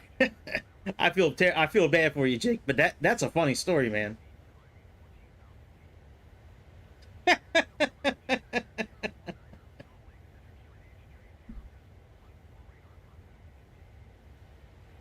You guys will be laughing at that later in life. Right now, you're really angry, and you probably will be angry for a while, but later in life, you guys will look back on that and you guys will laugh about that story. That's funny, man. He's playing Fortnite, got mad Threw your phone down on the ground. I'm not laughing at you, Jake. I do really feel bad that your phone broke, man. But that's a funny story, man.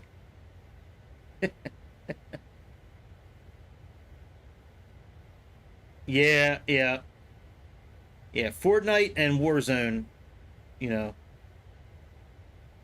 Rocket League, World of Tanks, PUBG, yeah, all those kind of games, man. They FIFA, Madden, they just those games have contributed to so many claims on insurance for your phones and devices or broken controllers, man. Well, shoot, hopefully he doesn't break your PS5 then.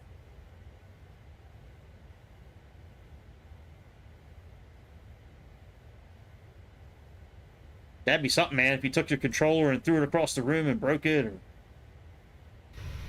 broke your PS5, man, that'd be terrible.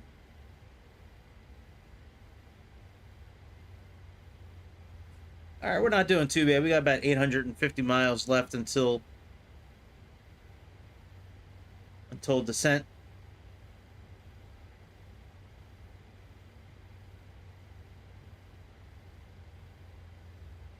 Yeah, he raged for sure. Took your dang phone, threw it on the ground. I never understand why people do that kind of stuff. Why they break controllers or you know, break their TVs over a game. Like I understand completely about getting frustrated. You know, breaking your keyboard in half over your knee. But man, what's the sense of breaking it? Because then after you cool down, 20 minutes later, you're ready to play it again, but now you can't. Unless you have a backup device at home, but yeah, I never understood that whole breaking your equipment. Like it's the phone's fault that you suck at Fortnite. It's the keyboard's fault you can't, your KD ratio in PUBG is like, 0 and 10. Like it's definitely the keyboard's fault or the mouse's fault. A lot of kids are addicted to video games.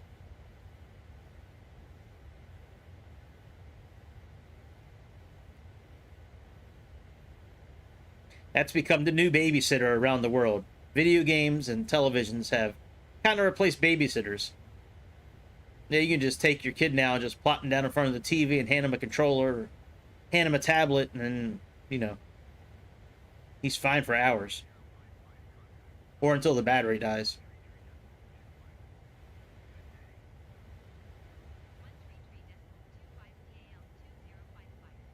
Goodbye. Bye-bye. Bye-bye, Gilbert. Bye-bye. Where's Arnie?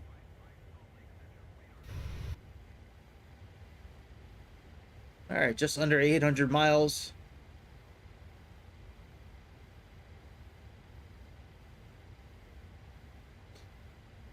All right, let's zoom in and let's see how quick we get the recap. If we just stare at the screen here, let's see how quick the mileage goes down now versus playing around with different cameras. Should kick in and start taking off.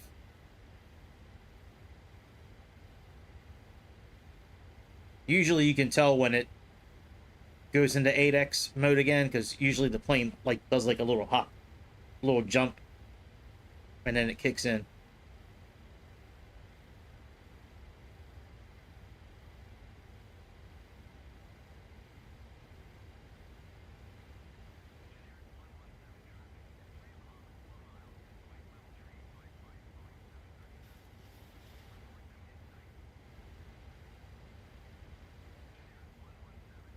All right, there we go. It did that little hop. Now we're good.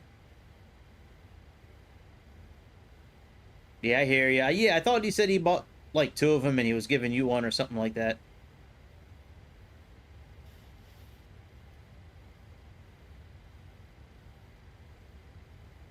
I'm still waiting for it to come out on Xbox.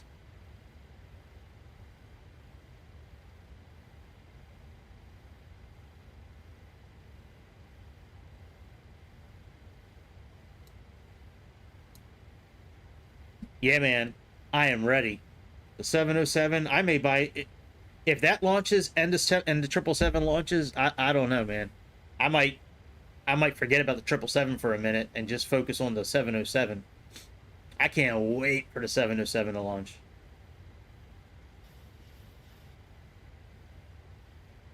That's going to be a lot of fun.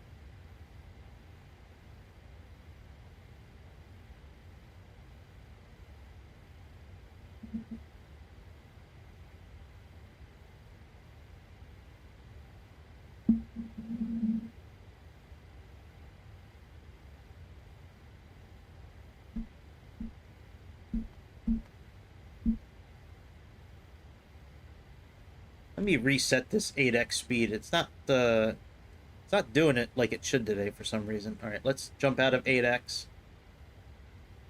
And let's go back into 8x and see if it jumps now.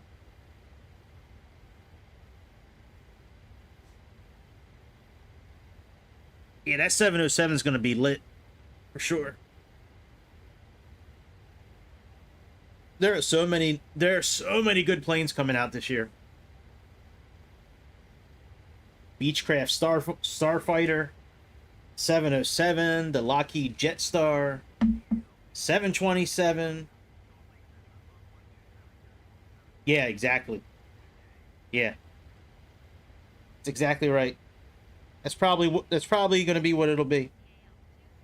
Most of those what are they called? Most of the local legends are like 10 to 20 bucks. 77 is crazy for a bunch of zeros and ones. Like, if you would have told me like 35, 40 years ago that people are spending $80 for zeros and ones, I'd be like, you crazy. You crazy, all them zeros and ones. All right, come on, airplane. Do your thing, bitch. Come on. There we go. There's that 8x hop that it just happened.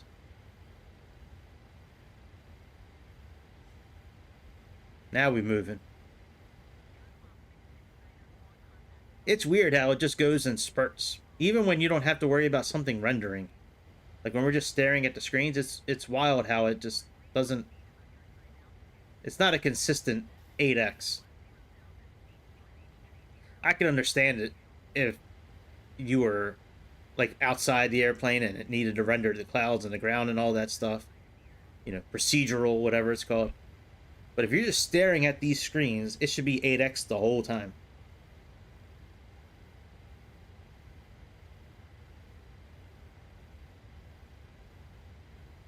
But it seems like it just goes in like 20 to 30 mile increments.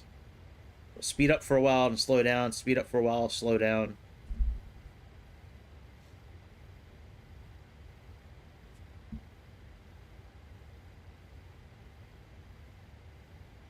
This zipper here, I believe that's our transition for the arrival. DPR, that could be DePaul, Minnesota. This could be Fargo, I guess South Dakota.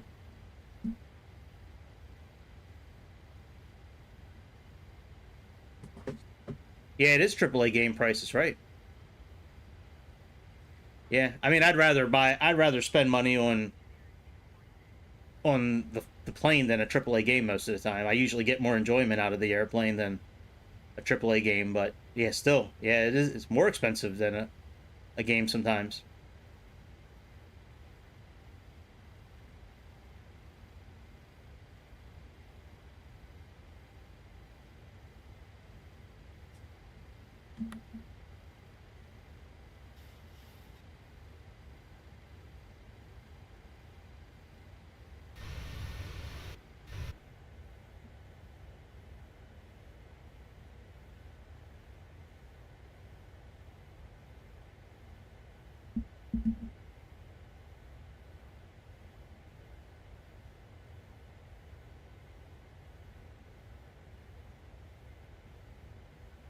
Here we go. We're moving along now.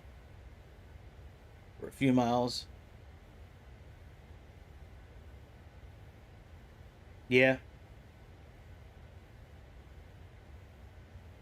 I mean, I guess it's a good price because I mean, like the 737s, they're anywhere from like $60 to $70, from maybe 50 to 70 actually, but depending on which variant you get. But yeah, I guess 77 for the 300 ER is not bad.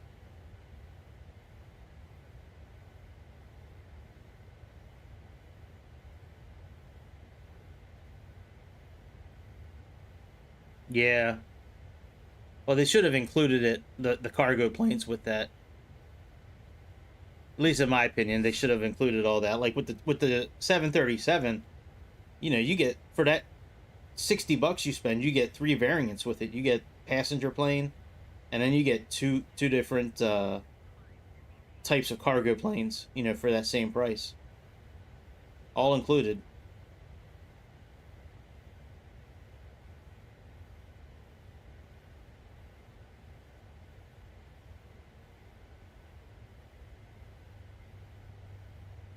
That's crazy. They charge 70 some dollars for one plane, and then 200 for the. Yeah, that I don't like. That's just greedy. That's just being greedy. They should include all the 777-300 ERs. All two or three variants should just be in that one price.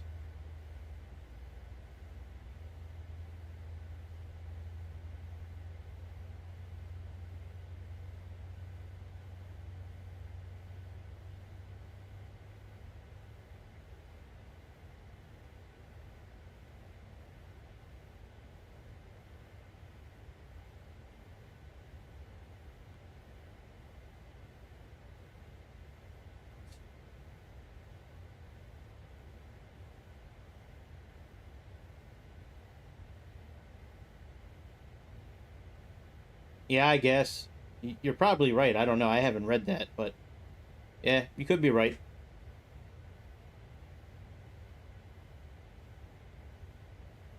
You could be right.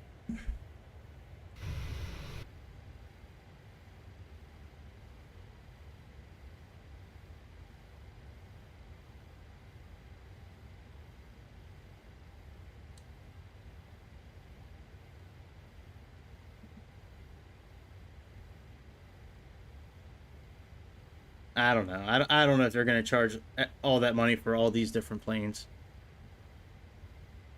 They might. I'd find that hard to believe that they would charge for all these different planes when they've never done that in the past. Oh, you know what? They actually have. Never mind, I stand corrected. They have the 737 600 is one price, 700 is another price. Yeah, okay. So yeah, maybe they will do that. I don't know about $200. They'll probably be like 700. They'll probably be like 60 to $70 for each additional airplane. Yeah, no, I. That's right. They do charge for the additional variant, so I don't know what their price point's going to be at least on Xbox. I don't know. It's probably going to be the same. It'll probably be 70 some dollars for each variant.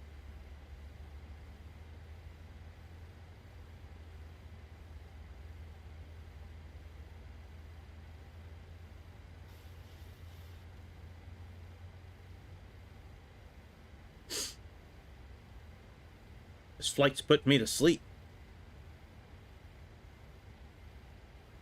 All right, there's recap, and then we got DePaul, Fargo, and then we jump into our arrival. It looks like.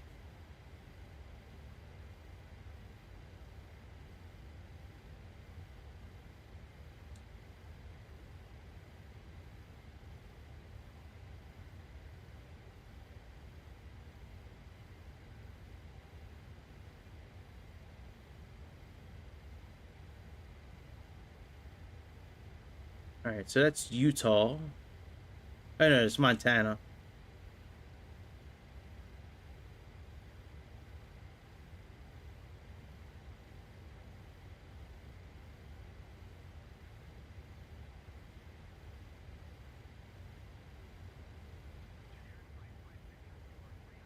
Sioux Falls.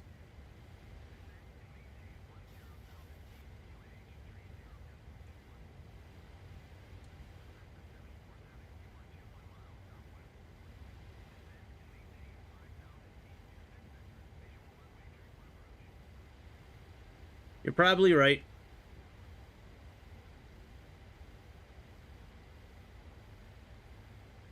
Yeah, I don't see any of them being more expensive than the 300 ER. It's like unless they run a sale. Because on the 737s, the 737-900s, usually the most expensive variant out of all of them.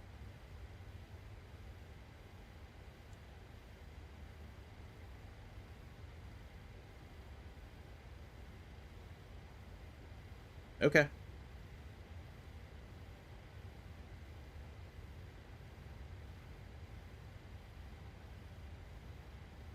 Yeah, I don't know how they do it, but that would make sense. The more popular a plane is, the more they charge for it.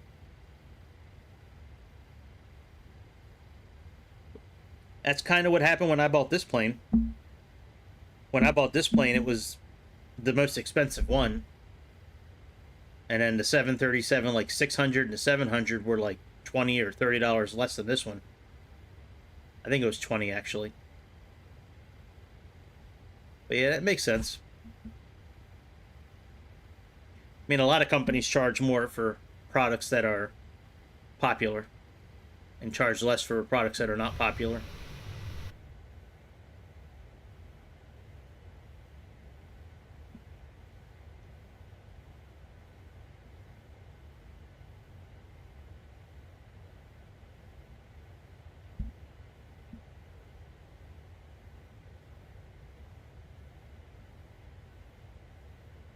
And away we go.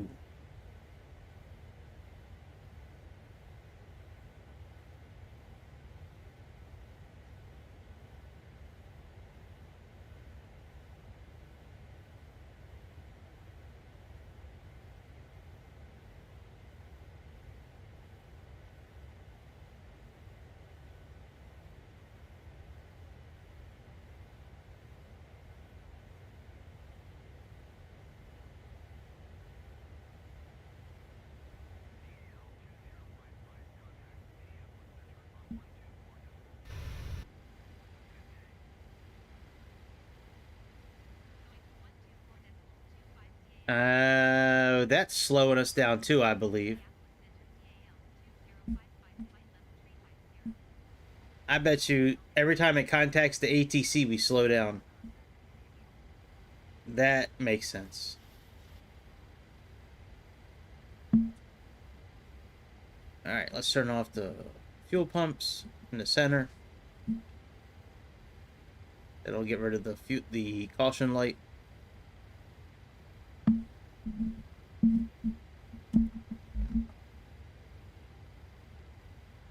Gotcha.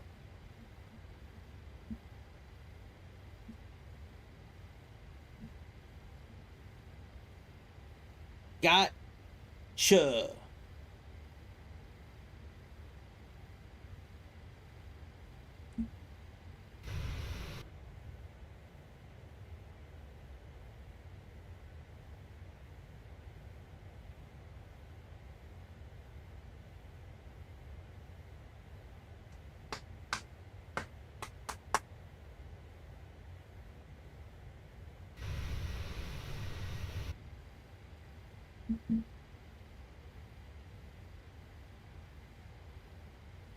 All right, we got about 500 miles into descent. We're not making too bad a time. Definitely not 8x the whole way, that's for sure. I'm thinking every time the ATC asks us to respond, we slow down. That's a little strange to me that we would slow down for that, but that's how they have it programmed, I guess.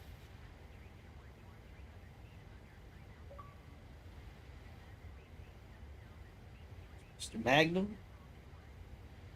Oh my god, you're 300 feet high.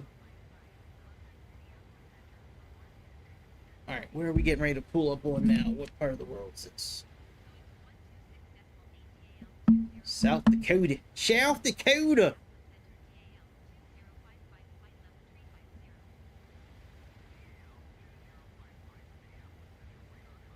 Dupree. Ah, that's what that is. Dupree. South Dakota, Dupree. And then we're going to another part. South Dakota.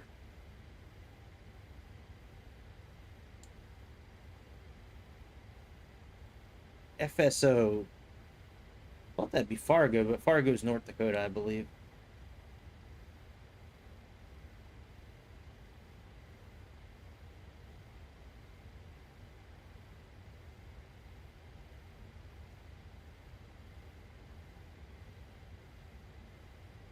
BFR.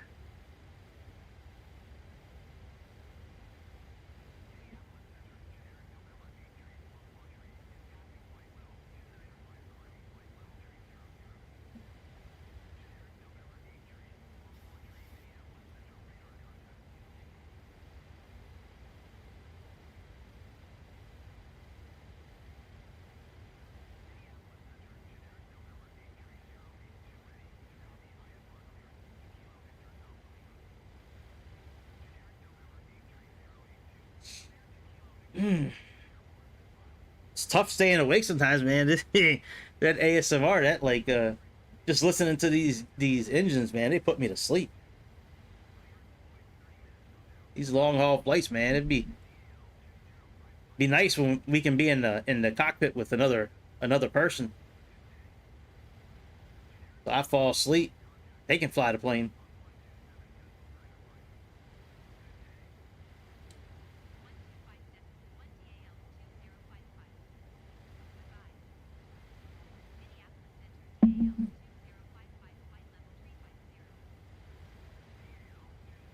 Okay, enough with the ATC already. Let's go.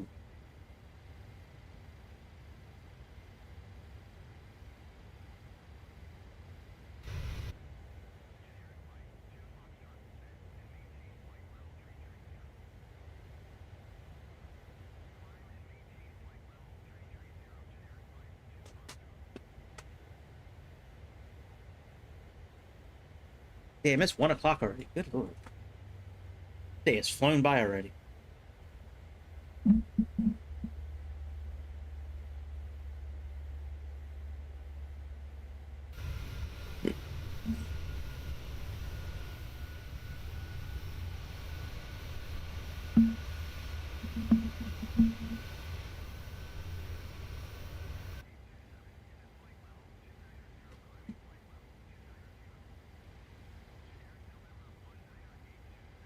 All right, just under 400 miles left till we begin our descent.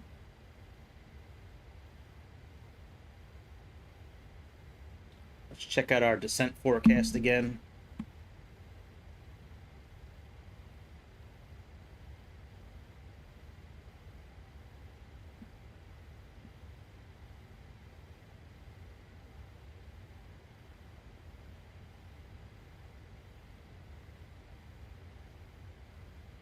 That's all done.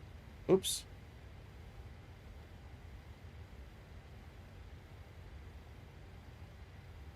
There we go. And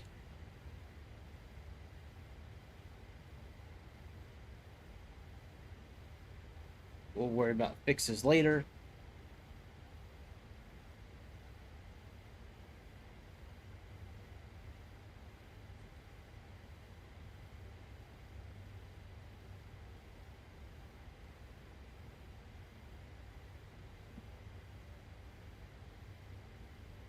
Let's get an idea for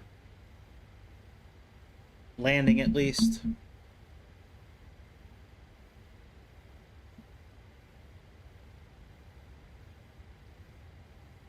So right now we're set up for 27C. That could be changing.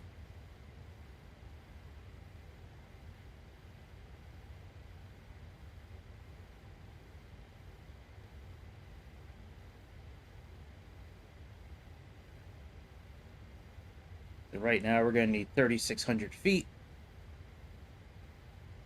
We have 11,000 available, so we got plenty of space.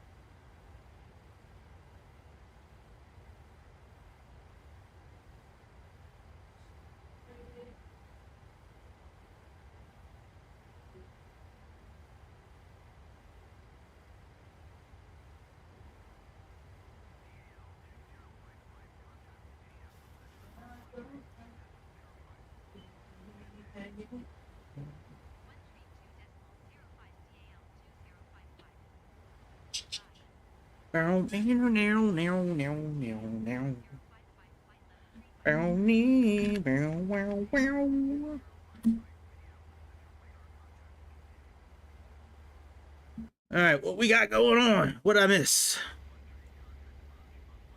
Got about 50 miles left on this leg. And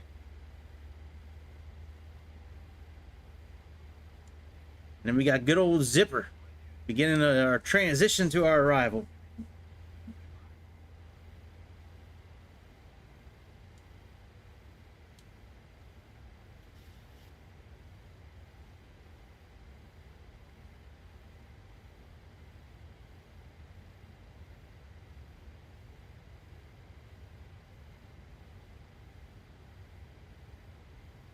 I don't know what KFSD is. What is KFSD?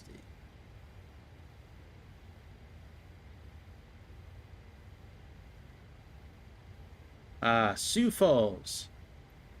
Sioux Falls, South Dakota.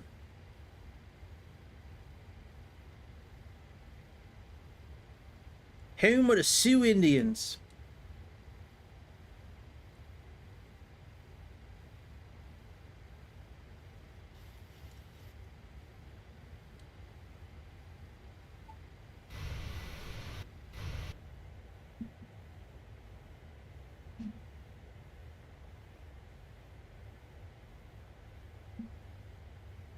Tornado breakout. Oh shit.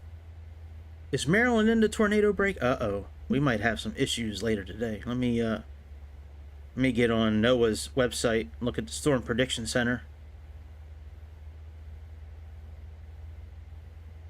No. Oh. All right, my part of Maryland's kind of just out of the badness. Let me look at the convective outlook. And let's look at tornadoes.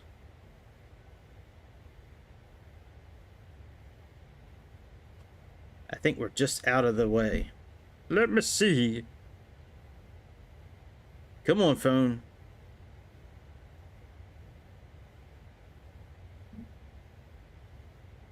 Yeah, we got a 2% increase.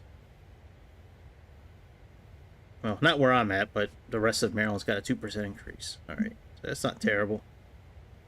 Tomorrow's a different story, though. Tomorrow we could be in for some bad weather. Let me see tomorrow's. Oh yeah. Damn. Yeah, we got an increase in tornadoes for tomorrow. Shit. I've seen a couple tornadoes in person before, man. Them things are wild looking. Both times I was in Florida when I saw tornadoes. Yeah, they are definitely wild looking, that's for sure. Scary.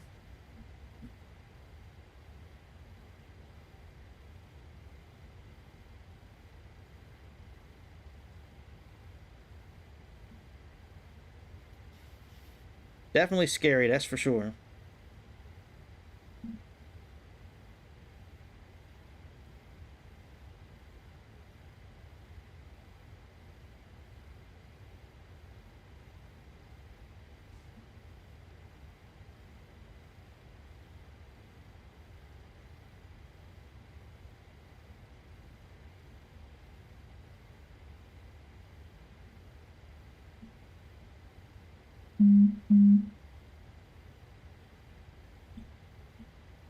Person at my front door? Oh, yeah. The mail guy. All right. Thank you, Mr. Mailman. Thank you for dropping my mail off today.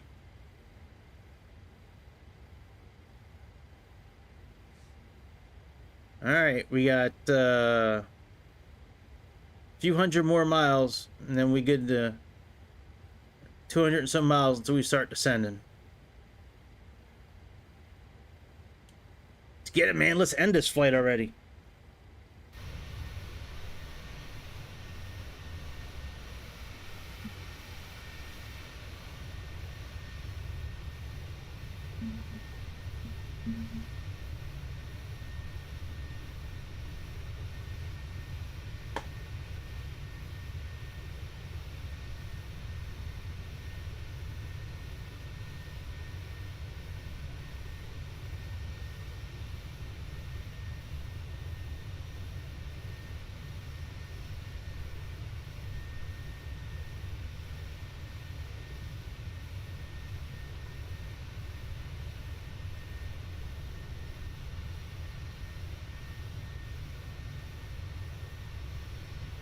Man, these damn jet engines, man, they put me to sleep.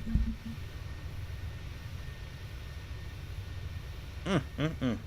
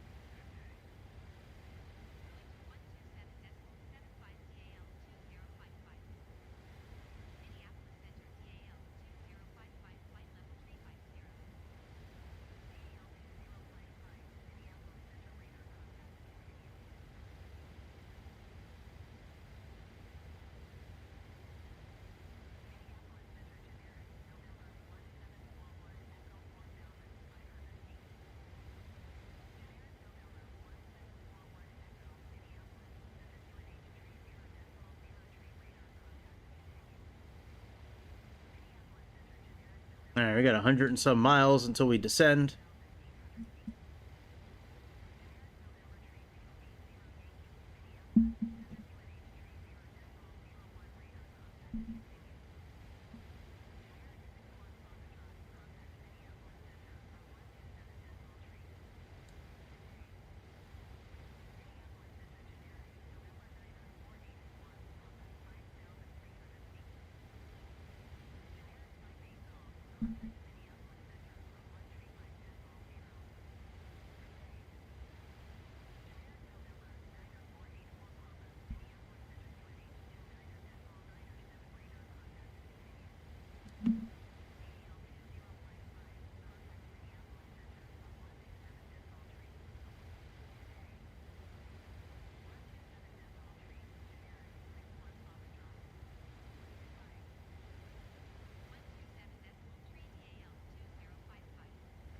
All right, we got less than 100 until descent.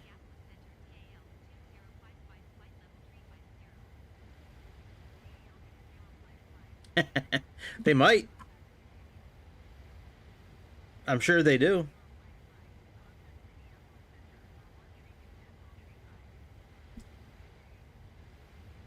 I've never tried flying into a tornado, so I don't know for sure, but I'm pretty sure they would. I don't know if it sucks you in and pulls you up. It'll probably force you down to the ground. You'll probably, at that altitude, you'll probably be thrown down in the downdraft, splattered all over the ground, and then the updraft will pick you back up.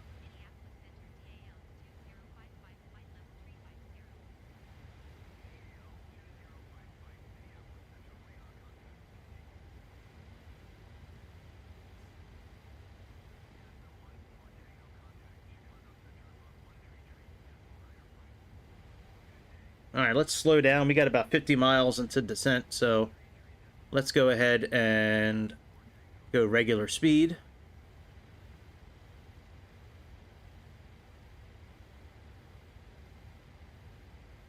And let's type in 30,500. That's our first altitude we're getting down to today.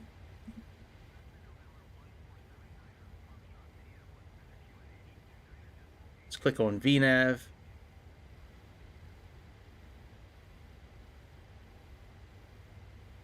We got 30,500 right here for Tito.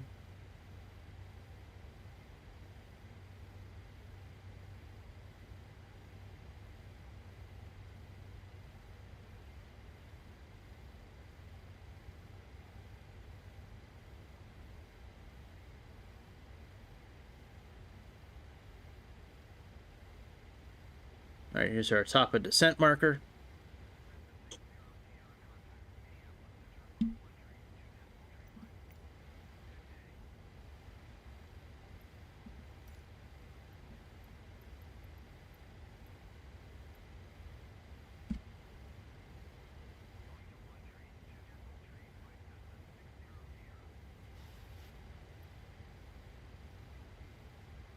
Yeah, pretty much. I'm pretty sure that tornado is going to continue to suck you until it's finished.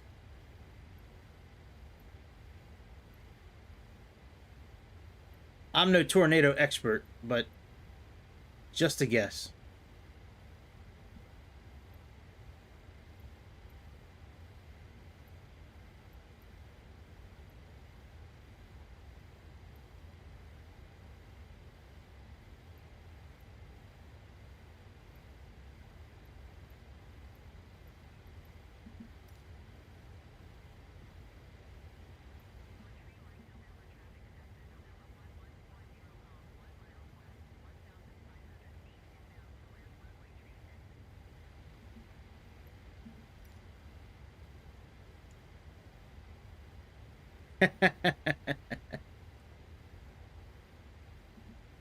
I hear that.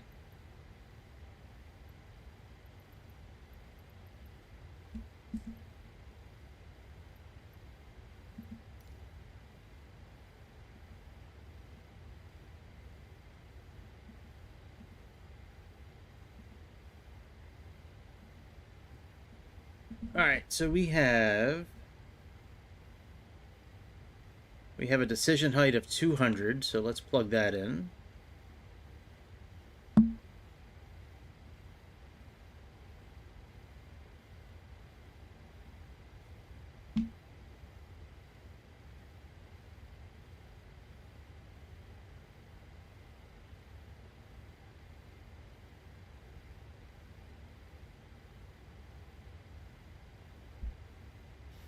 And let's change our heads-up display for the runway that we're supposed to be landing on. So here's the information that we're going to need. Elevation and length. So you get runway 27C. So let me show you the heads-up display now. So here's what it looks like now. And we have all this clutter all around it. You know, right side, left side, all that. Let's change this for instrument landing. With standby as visual. So let's click on mode. Now we're in instrument. Standby is visual. Click on runway. Type in 663. That's the height. Enter. And it is 11,220 feet. So click on runway. Again, length is 11,220. Enter. Now we have the elevation and the length. What that'll do is that'll put the reticle right in the center of the sweet spot of the touchdown zone. Now we can look at our heads-up display, and it's not as cluttered. It's actually set up for landing now. It'll give us all the pertinent information for landing, plus it gives us a fair amount of space to see what's going on. So it's that easy to set that up.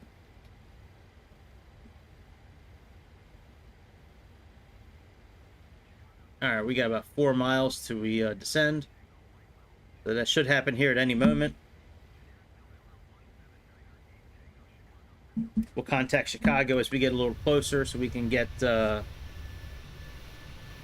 you know, see which runway they want us landing on.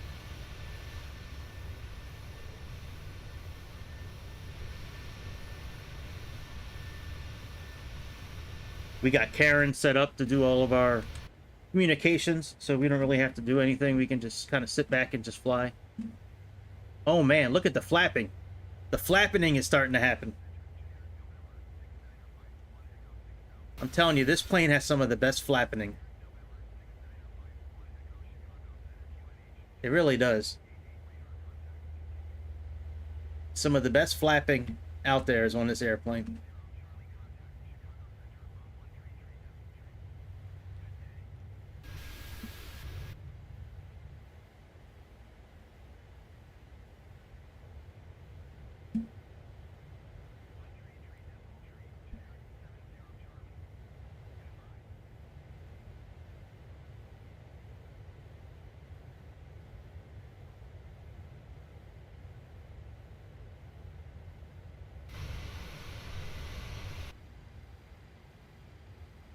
Uh-oh. We got problems. All right, let's go into VS mode.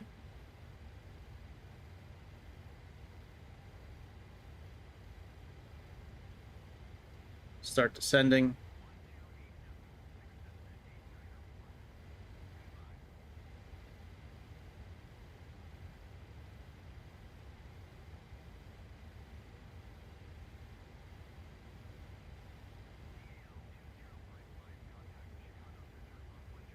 Let's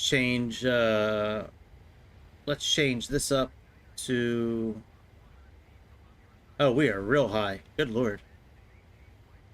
All right, let's increase our descent a little bit. And let's put this down to 26,000 feet. It's tough. When you have failures turned on, it's tough to sit outside the airplane most of the time.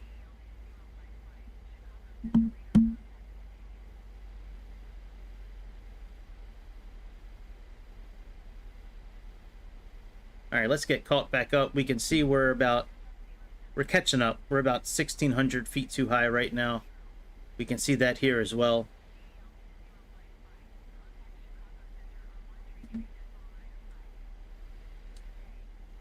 And I don't know if this has an RNP value to it. Let's look at our chart.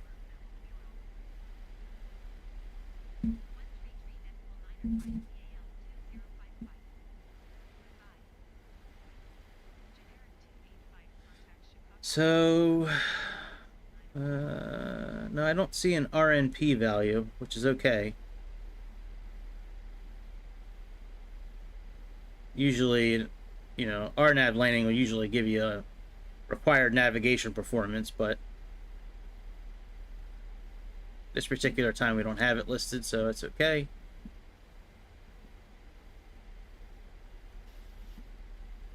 All right, there's our airplane right there.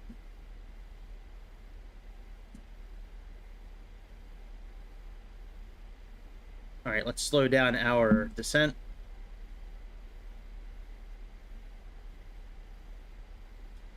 We're only a couple hundred feet too high now, so we're almost back on track now.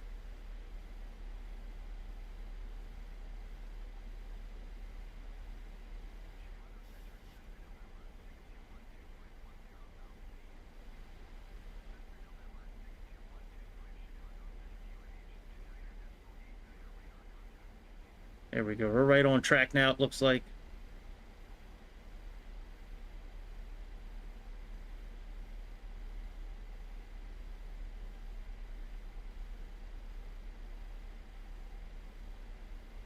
We'll just keep descending using the vertical speed mode.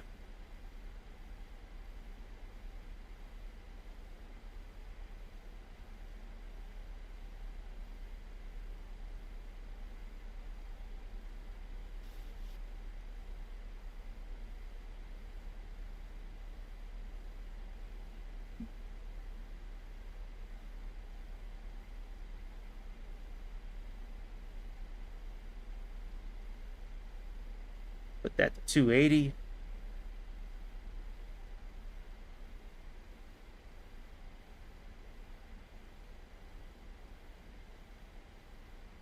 Let's bring this down to 21,000.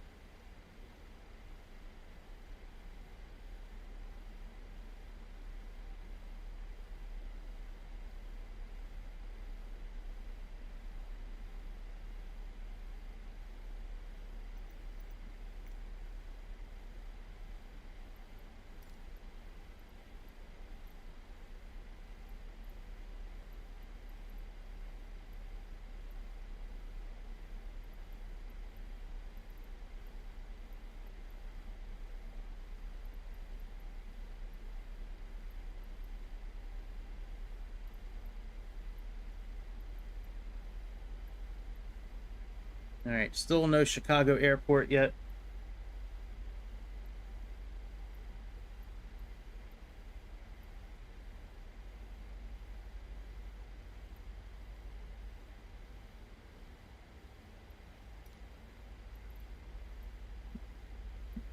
Make sure I got photogram. I think photogrammetry is still on. Let me see here.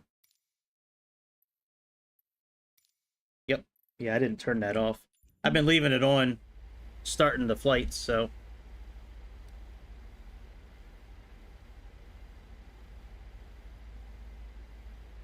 All right, steep descent after Bahang. Well, not really. Let's increase our descent a little bit.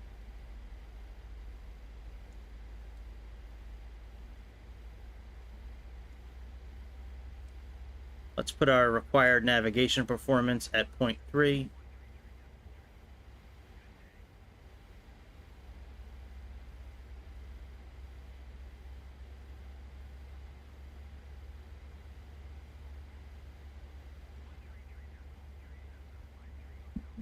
Let's match up our heading with the heading we're going to right now, the heading we're doing.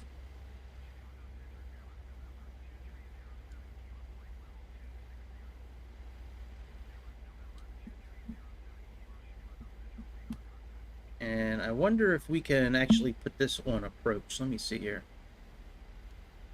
Man, I love Pmdg. You can operate everything in these airplanes. That is awesome. All right, so we're starting to pick up a little bit of speed on this descent. Let's go ahead and just drop it back down to 1800.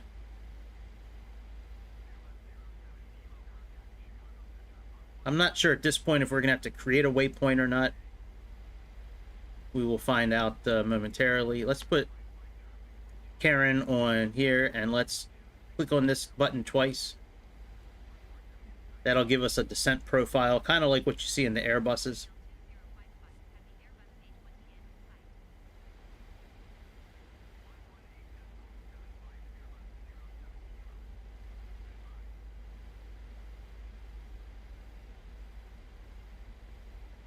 All right, we're probably going to level off at 21,000 feet. Yep.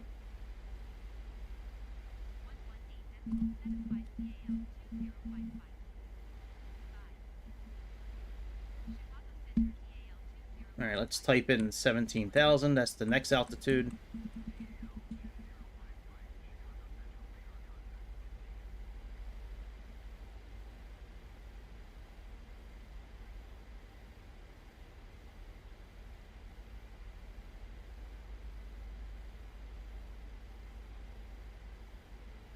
All right, we're just going to continue to descend. All right, very good. Let's find out what our METAR is in Chicago right now.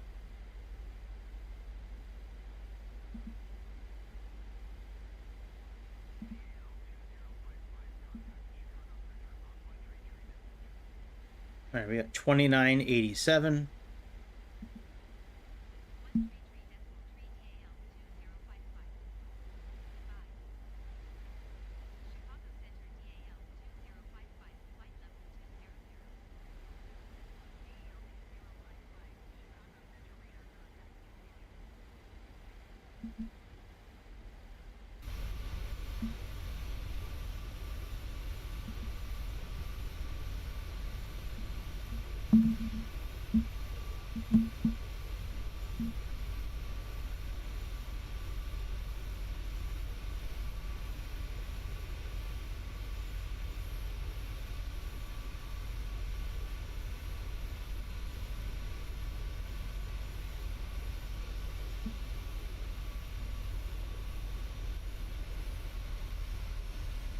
Yeah, I know about that, man. The ASMR was kicking in for me earlier too, man. I started falling asleep myself. All right, we still can't pick up.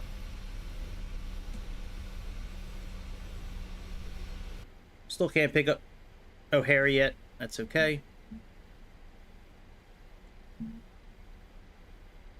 We're about a couple 100 feet too low. Let's change that.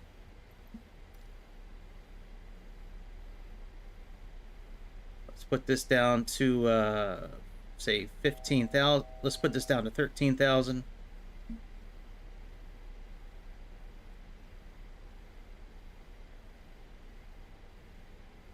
Standard pressure, we got 2987.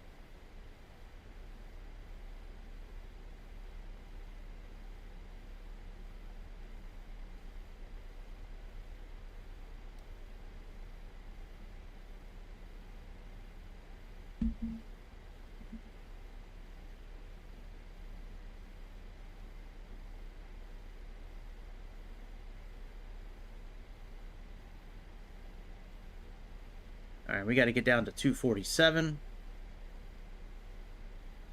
So let's slow our descent a little bit again.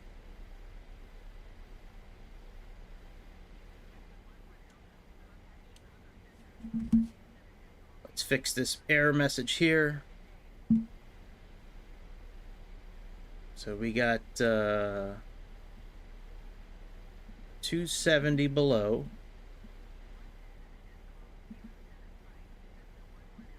Slash 13,000.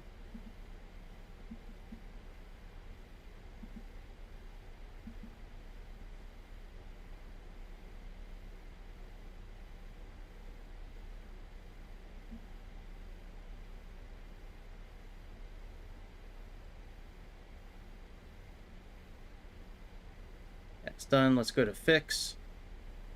Let's do runway 27 center.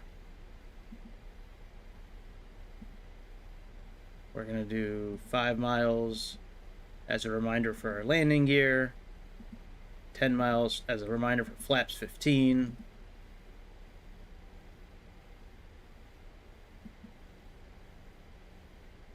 And let me see what our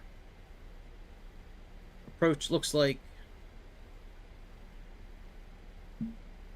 Actually, we'll do that there. Let's go back to legs here. All right, we got 13,000 feet, so we'll hold off at 13,000 there. Actually, let's, yeah, we'll do that. That's okay.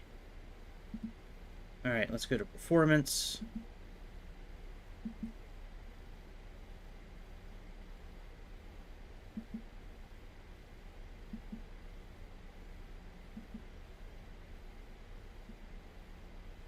So it's saying 156.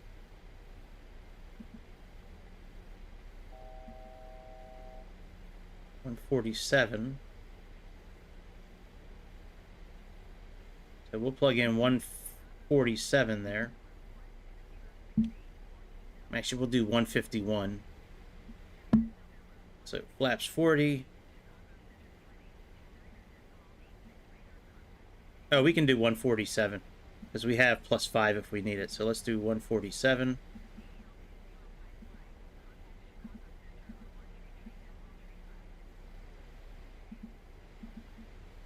All right, that's all set up. Let's go back to our RNP page, and we are really low.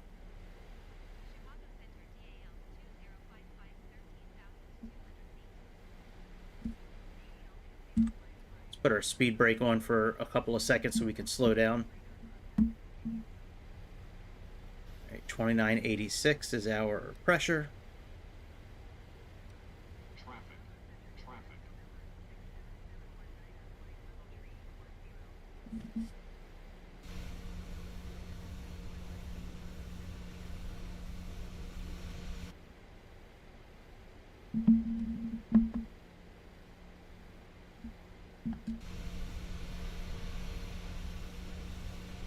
You know, I believe you're there. I just don't see you, my friend. All right. Looks like we're getting ready to be intercepted. All right, we got 11,000 feet next.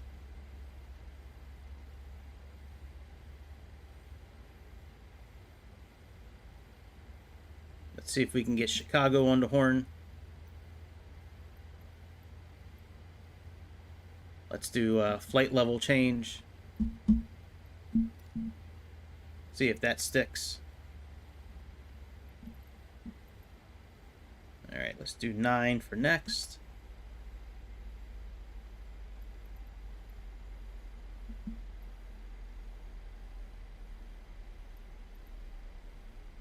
Nothing yet.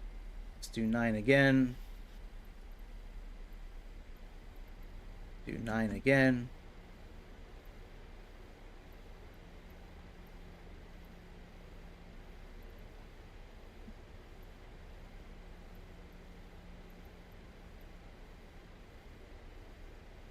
All right, nothing yet. I'm just going to leave this page up until we see Chicago pop up.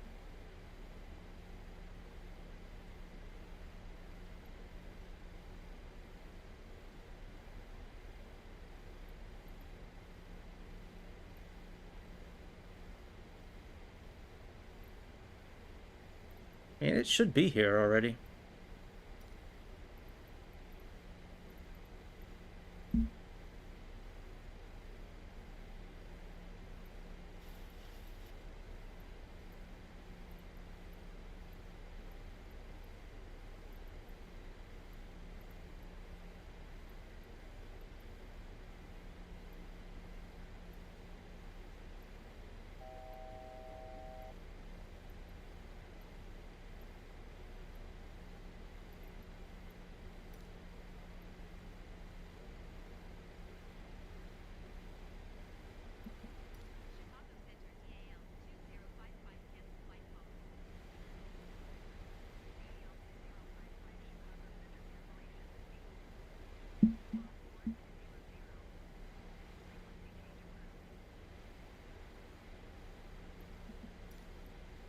All right, let's see if we can pick it up now. I want to find out what airport, what runway we're going to be landing at.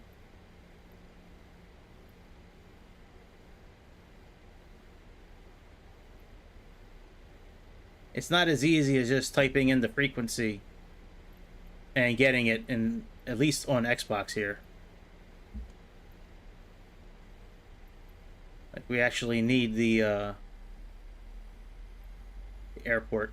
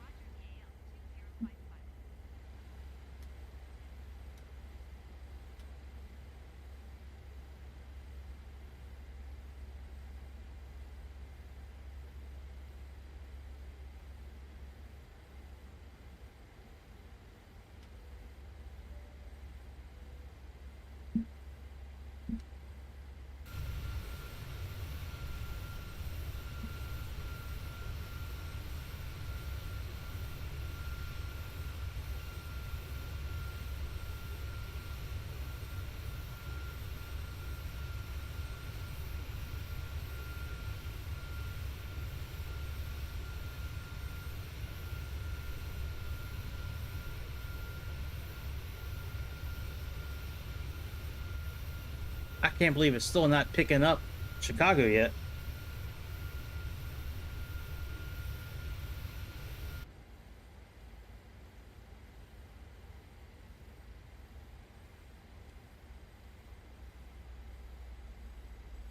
All right, let's get down to 10,000 feet. I mean, if I can't pick up, we'll just land on our runway that we're planning on it, but... I mean, how are we not picking up Chicago? Chicago's right there. You trying to tell me there's so many airports in between us that we can't pick up Chicago? I know it says Chicago here, but that's not O'Hare. Like, I actually want to...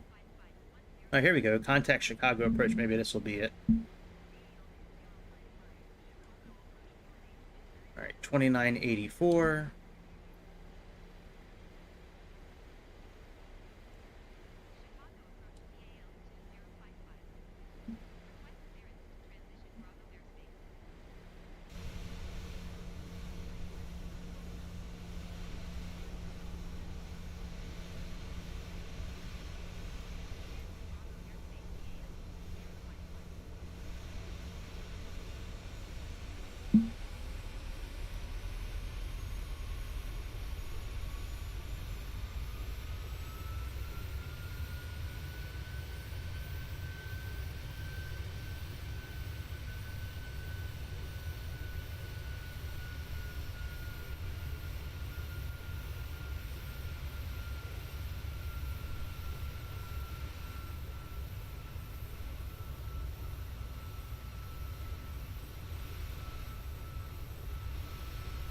It is crazy that I can't find O'Hare.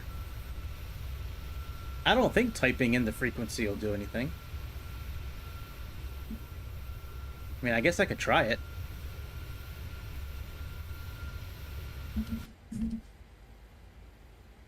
What is the frequency for O'Hare?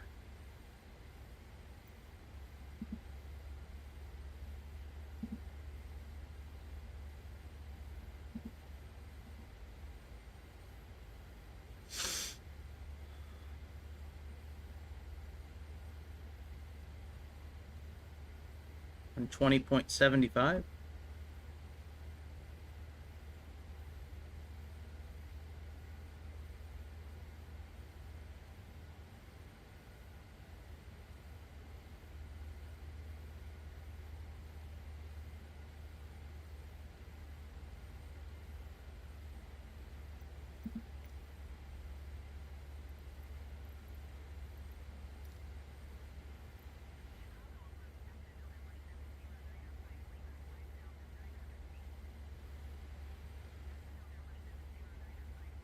Nah, it didn't do anything.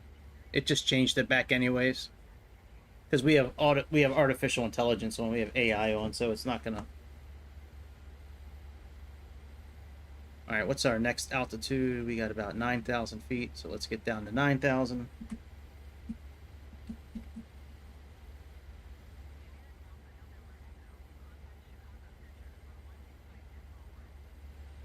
Let's do 240.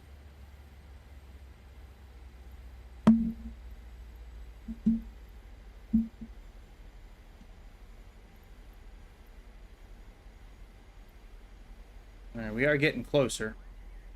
We got Chicago Executive and Schaumburg. There we go, number 2.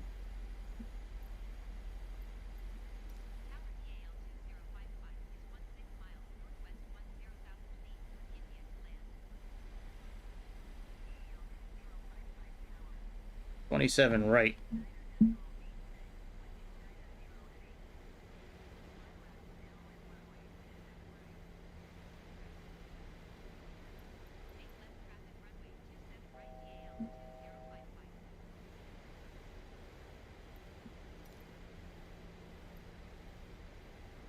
Let's keep our same runway, 27 center.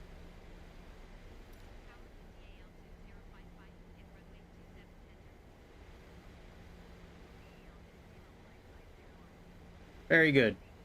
All right, 2987.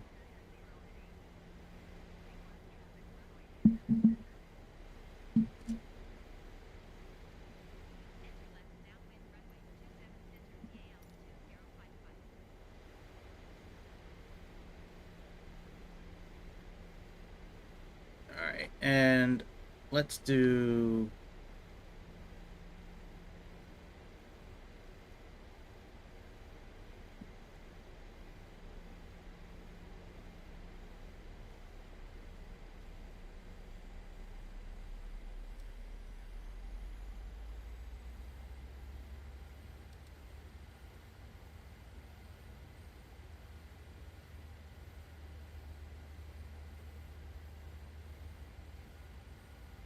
We have Towie,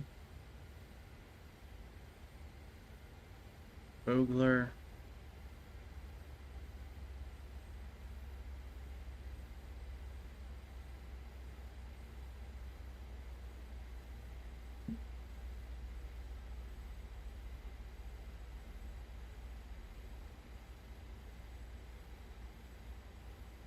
okay, we have Tony. Hey, what's up, bot? What's good, my friend?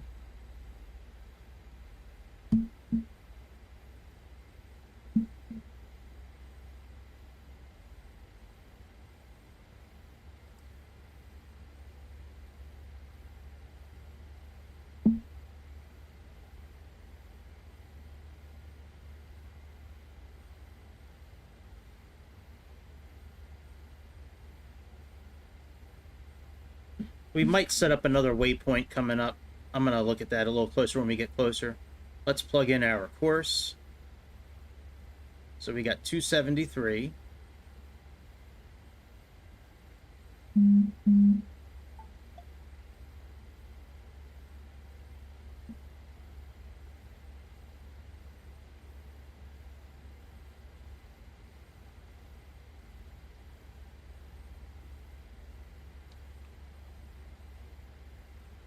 We can leave ourselves at 9,000 feet for now.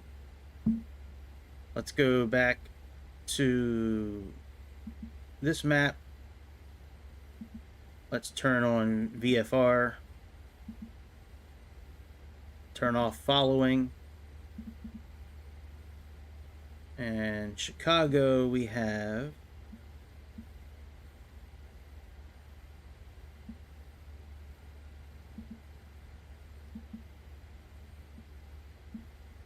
.25, so let's program that in here.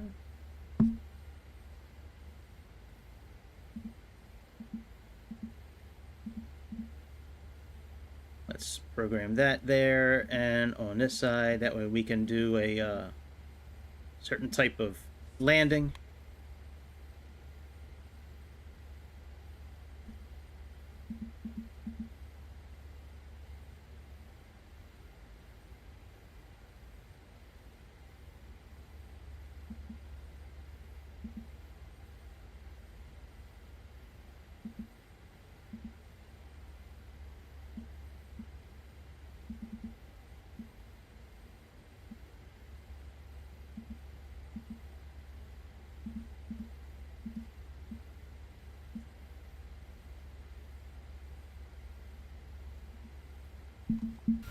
Hello. How are you? I'm gonna run out when I'm done. A little bit after I'm done streaming, I'm gonna run out. Good into Pasadena. I gotta deposit money near the place that you want to go to. So maybe we'll go check out that place afterwards. But yeah, I'm getting ready to land in Chicago, so. Cool. What is that like a normal time? I don't know why it's not normal. Your body needs it. Yeah. It's okay. It's nothing wrong with sleeping. Your body will, tells you things from time to time. It's like, I need to sleep more. But then then it makes you sleep more. It's not a bad thing. But what time is it now? It's 1:45. I'll be done in a little bit. We'll run out a little bit after that, okay? If you want to come with me, okay? Okay. And we'll grab some dinner while we're out. All right? What? I don't know. It's going to be around dinner time, too, so you guys are going to want to eat something. right? Yeah, so we'll pick up some dinner too.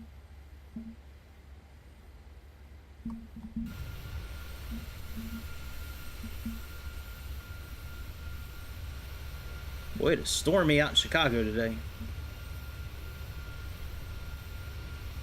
Yeah, welcome back to the fold, bot. Good to see you again, my friend.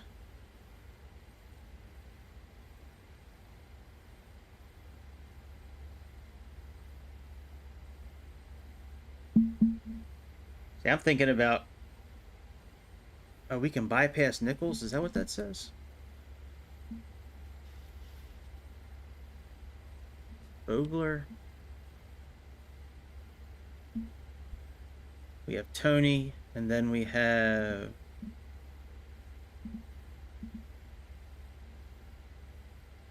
Nichols, so we can, I guess, get rid of Vogler.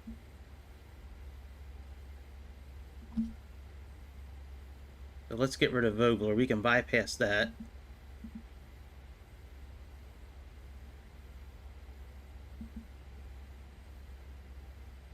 And then let's create a waypoint behind Nichols. I think. Let me see here.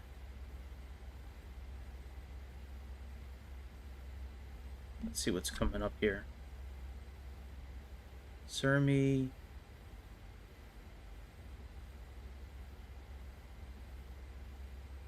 Photo.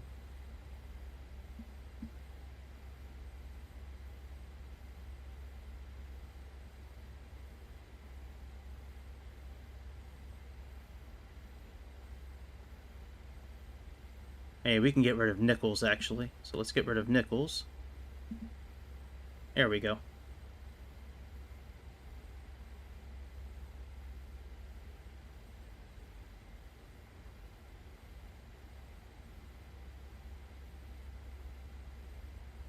Alright, so let's type in like 5,000. Let's start descending.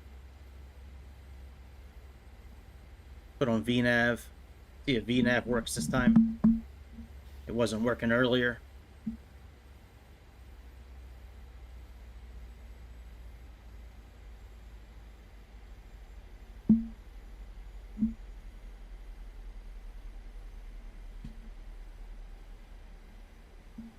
We'll keep better track of it this time, see if it actually works.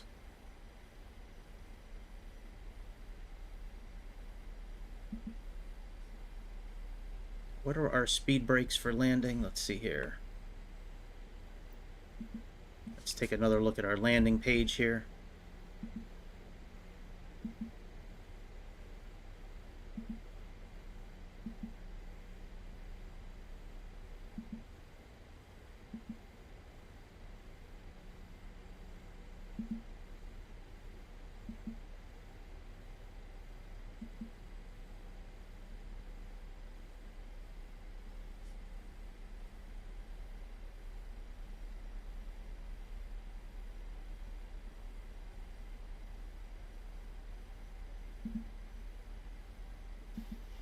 Let's do auto brakes 3. We have reversers are working. Alright, so speed brakes 3 will be okay. VREF is 155. We can leave 147 in there. Let's put speed brakes on 3.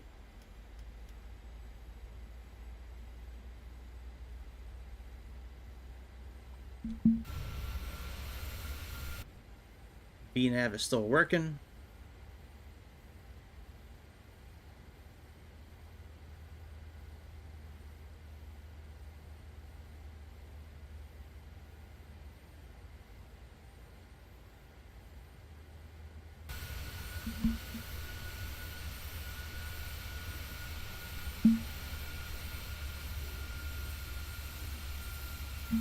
There's that airport I love so much in downtown Chicago, that Merrill Field, I think is what it's called.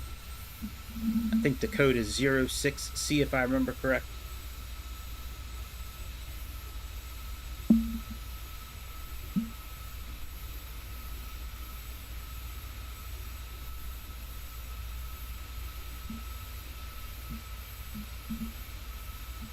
Here we go, turning towards Chicago.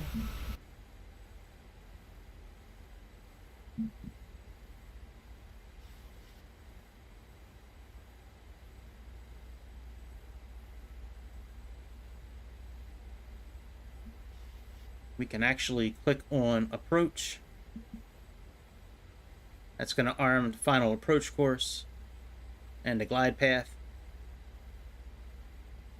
We're still a good 20 some miles out.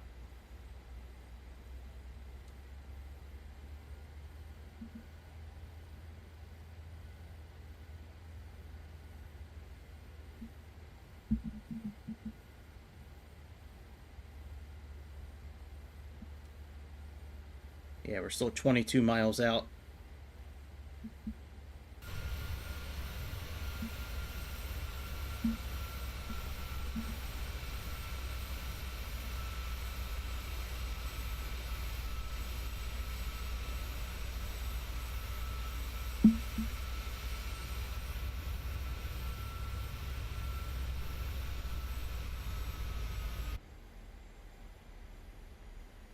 All right, we picked up the final approach course and the glide path. Very similar to glide slope and localizers, just this is the RNAV version. Let's add some speed brakes to help us slow down a bit.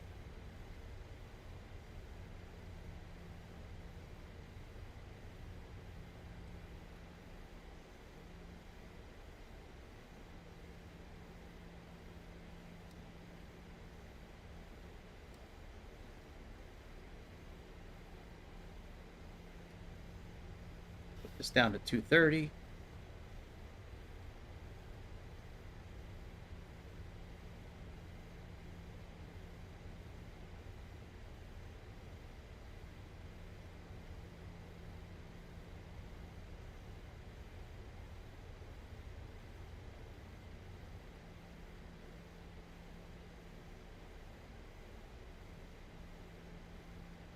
Can actually put this down to 200.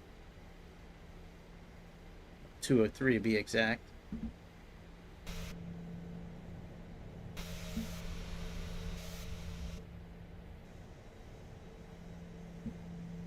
Let's put down a little bit of, let's put down some slats.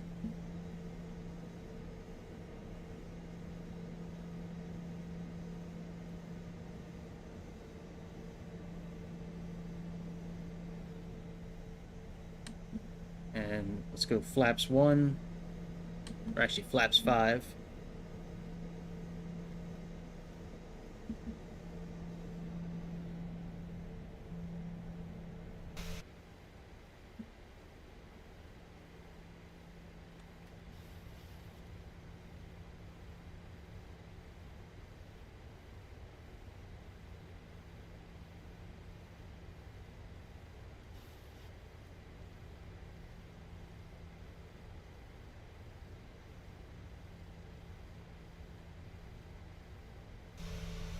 There's that big, beautiful city, otherwise known as Chicago.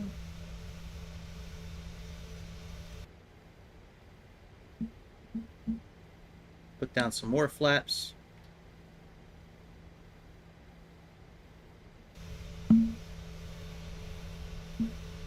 Put our landing gear down.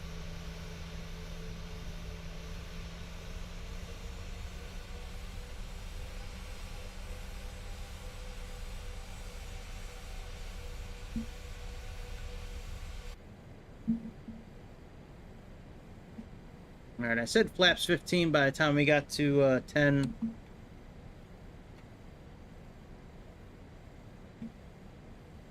There we go. By 10, we got to 10 miles. Let's arm our speed brakes.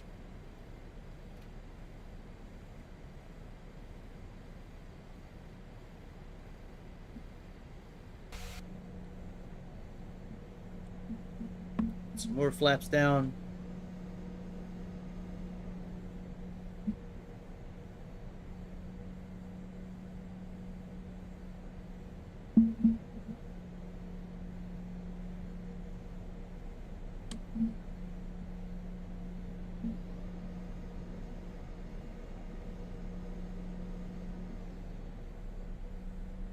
Now we can't sit the whole time and watch this plane. We actually have to land this plane.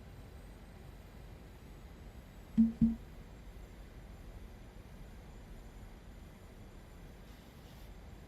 let's go flaps full.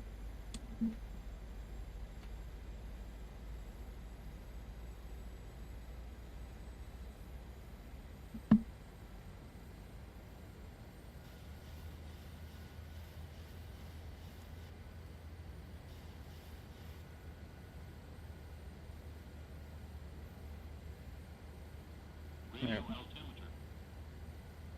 We are all set.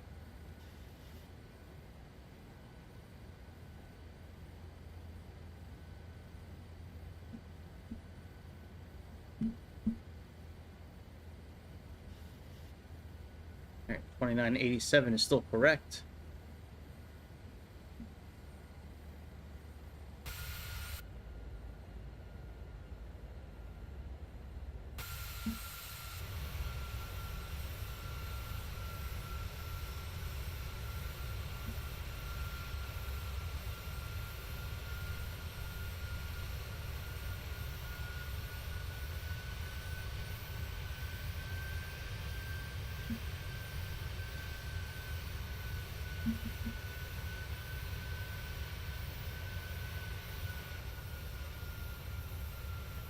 Thank you. Oh, we never put our heads up display down. Let's put that down.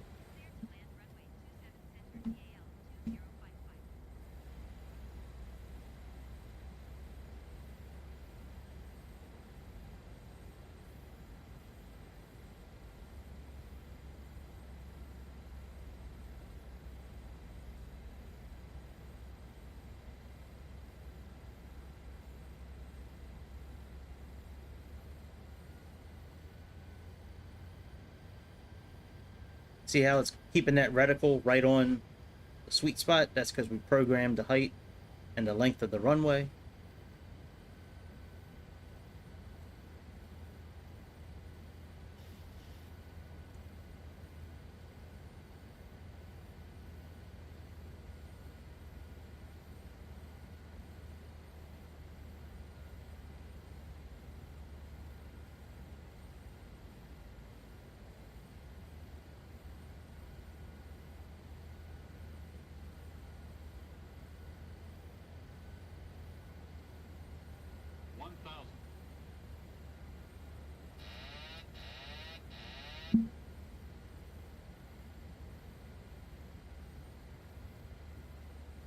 I didn't grab the flight stick for this flight, so I am using my controller.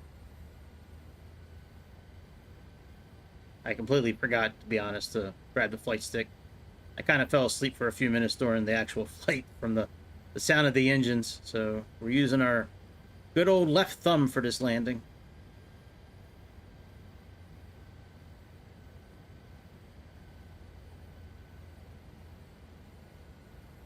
Our good old handy dandy left thumb.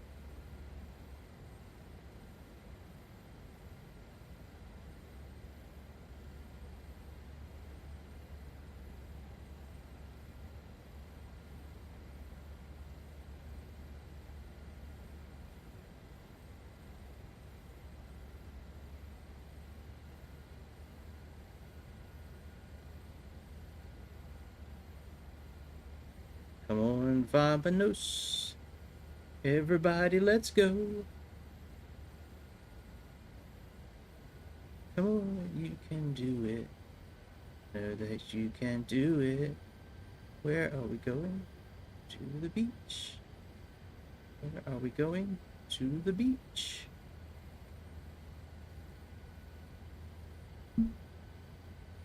Alright, let's turn the 100. auto throttle off.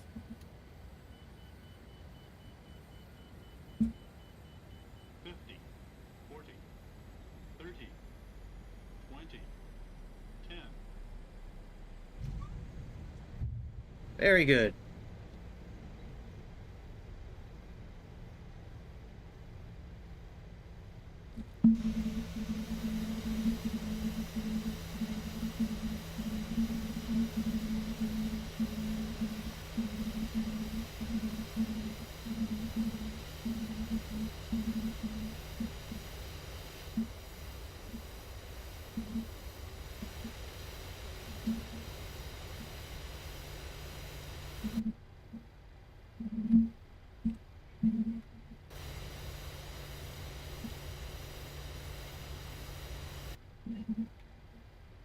Very good.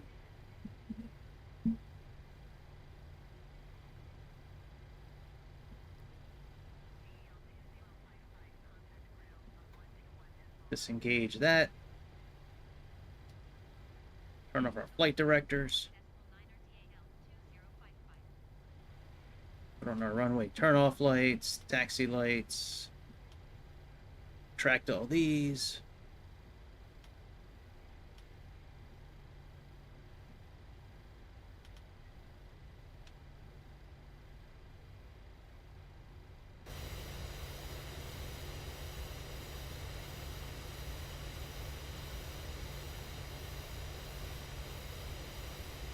Yeah, I'm online with Microsoft, yeah.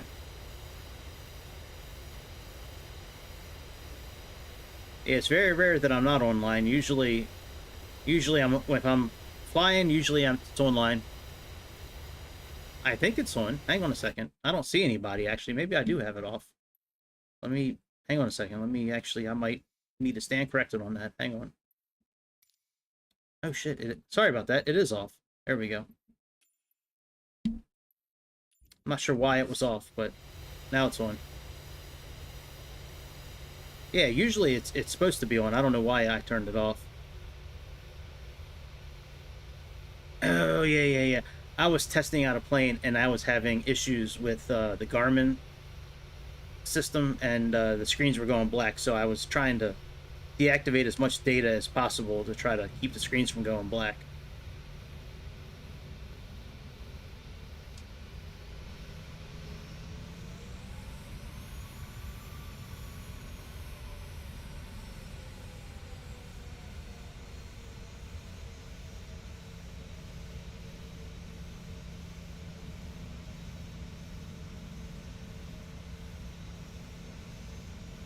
The server I'm on is usually East Coast.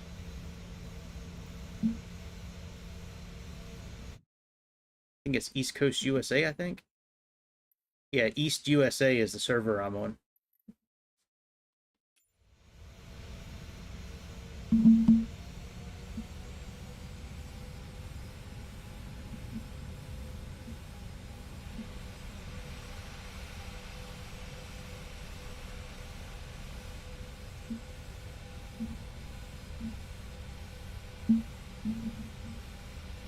And it looks like it's bad weather in Chicago today.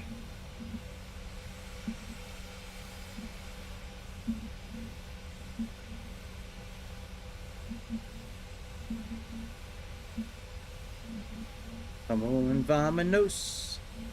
Everybody, let's go. Come on, you can do it.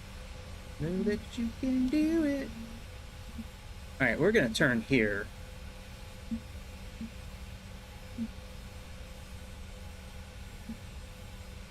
I doubt they would turn here in real life, but we're in a simulation, so it's okay. We make our own roads.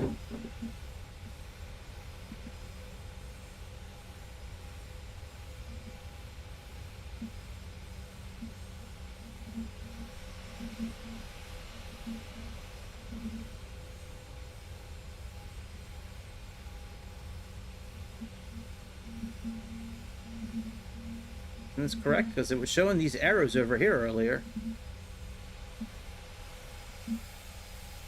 Oh man, I gotta turn around again.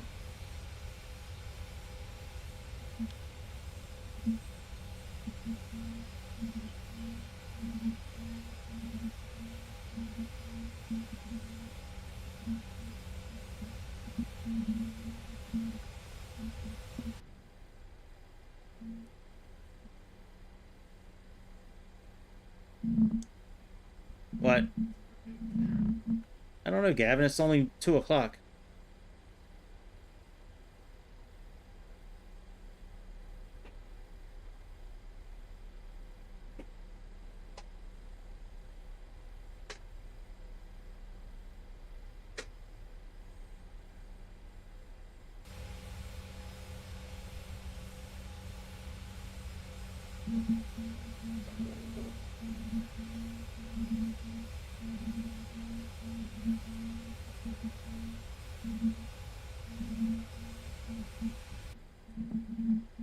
Let's try this again.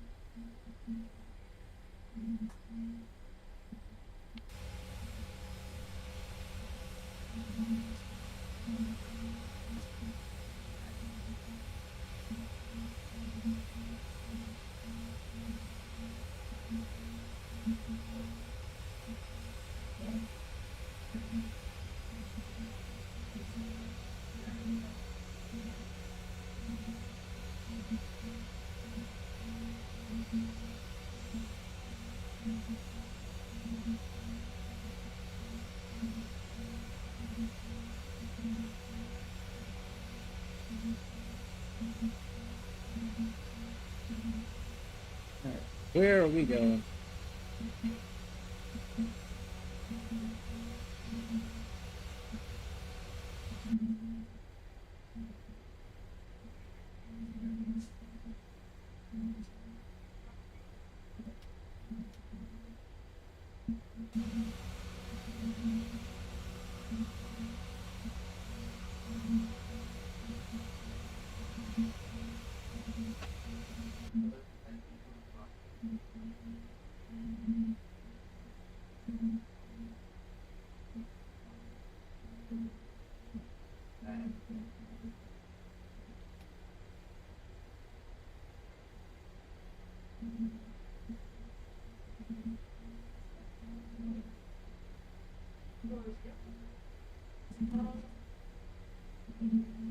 I know you want one.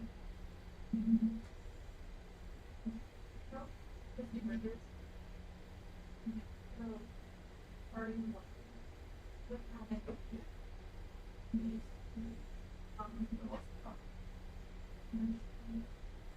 no, yeah.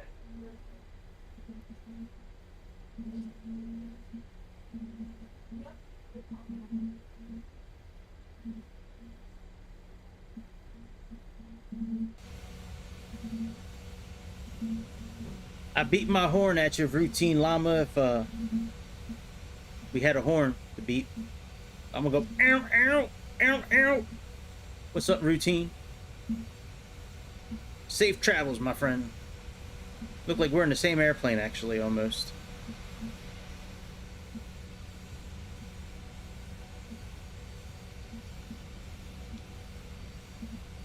Alright, why did it have us go all the way around?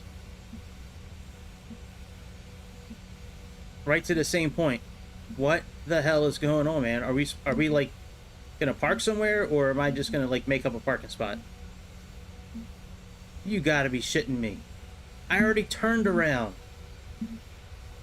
Man, I need that new ATC system, man. Get me that new artificial intelligence one.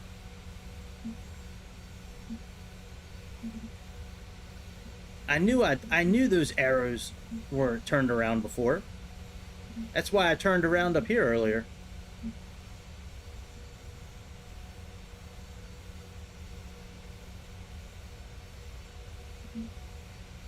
Alright, there's our home for a while.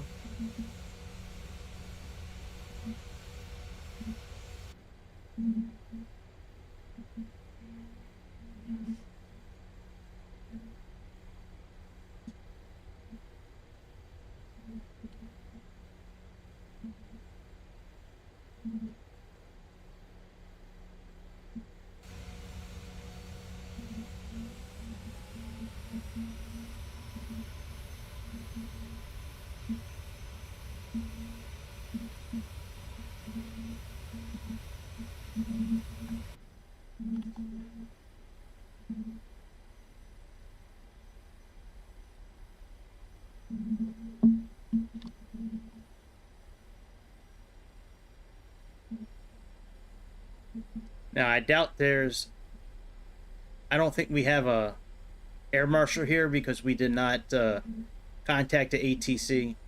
Even though it directed us, we didn't contact the air marshal, which is why there's no air marshal here right now.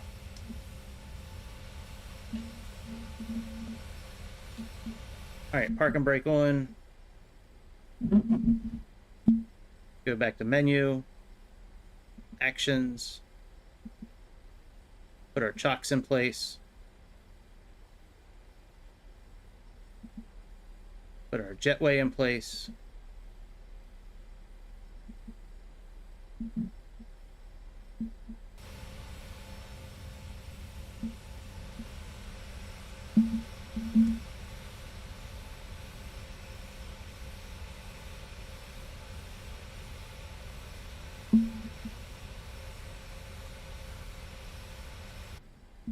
There we go.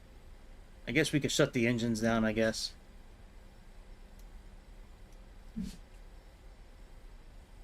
Make sure they're in idle.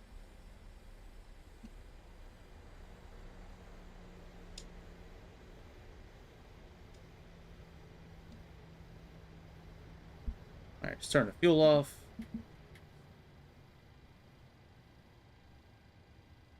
Turn the pumps off. Turn off any lights.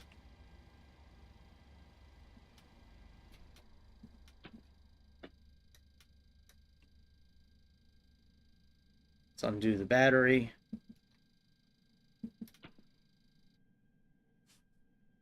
All right, good to go. Nice flight. That was fun. That was fun. Let me see if there's anything new and exciting. And then I'm going to call it a day for a while. I'll be back tonight, though, for sure. As we start our Subnautica stream at 8 o'clock tonight. We're going to play a little Subnautica each night. Just for a little. I was asked to do it. So I'm going to do it. I try to give y'all what you asked for. If it's in my power to do it, I will certainly try. Alright, nothing new on the aircraft front, so... Yeah, I looked at this helicopter. It's nothing special. I still... The helicopter I really want to get, I still haven't pulled the trigger on yet. Which is this, this helicopter right here. There's the exact same... Almost the exact same one right here. Only difference is some of the liveries and the wheels go up into this one. They retract. But anyways, that's about it, my friends. I will see y'all this evening, 8 o'clock East Coast time, as per usual. And we will do some fun stuff. And yeah, man. Appreciate you tuning in today. If you're on Kick, welcome. If you're on YouTube, welcome as well. Please subscribe, hit the like button, follow, comment, notification bell, super chat, super thanks, memberships. We got it all, baby. I will see you this evening. You have a good rest of your Saturday or Saturday evening, and I will see y'all soon, my friends. Till then, over the beautiful skies of Mother Earth. See ya.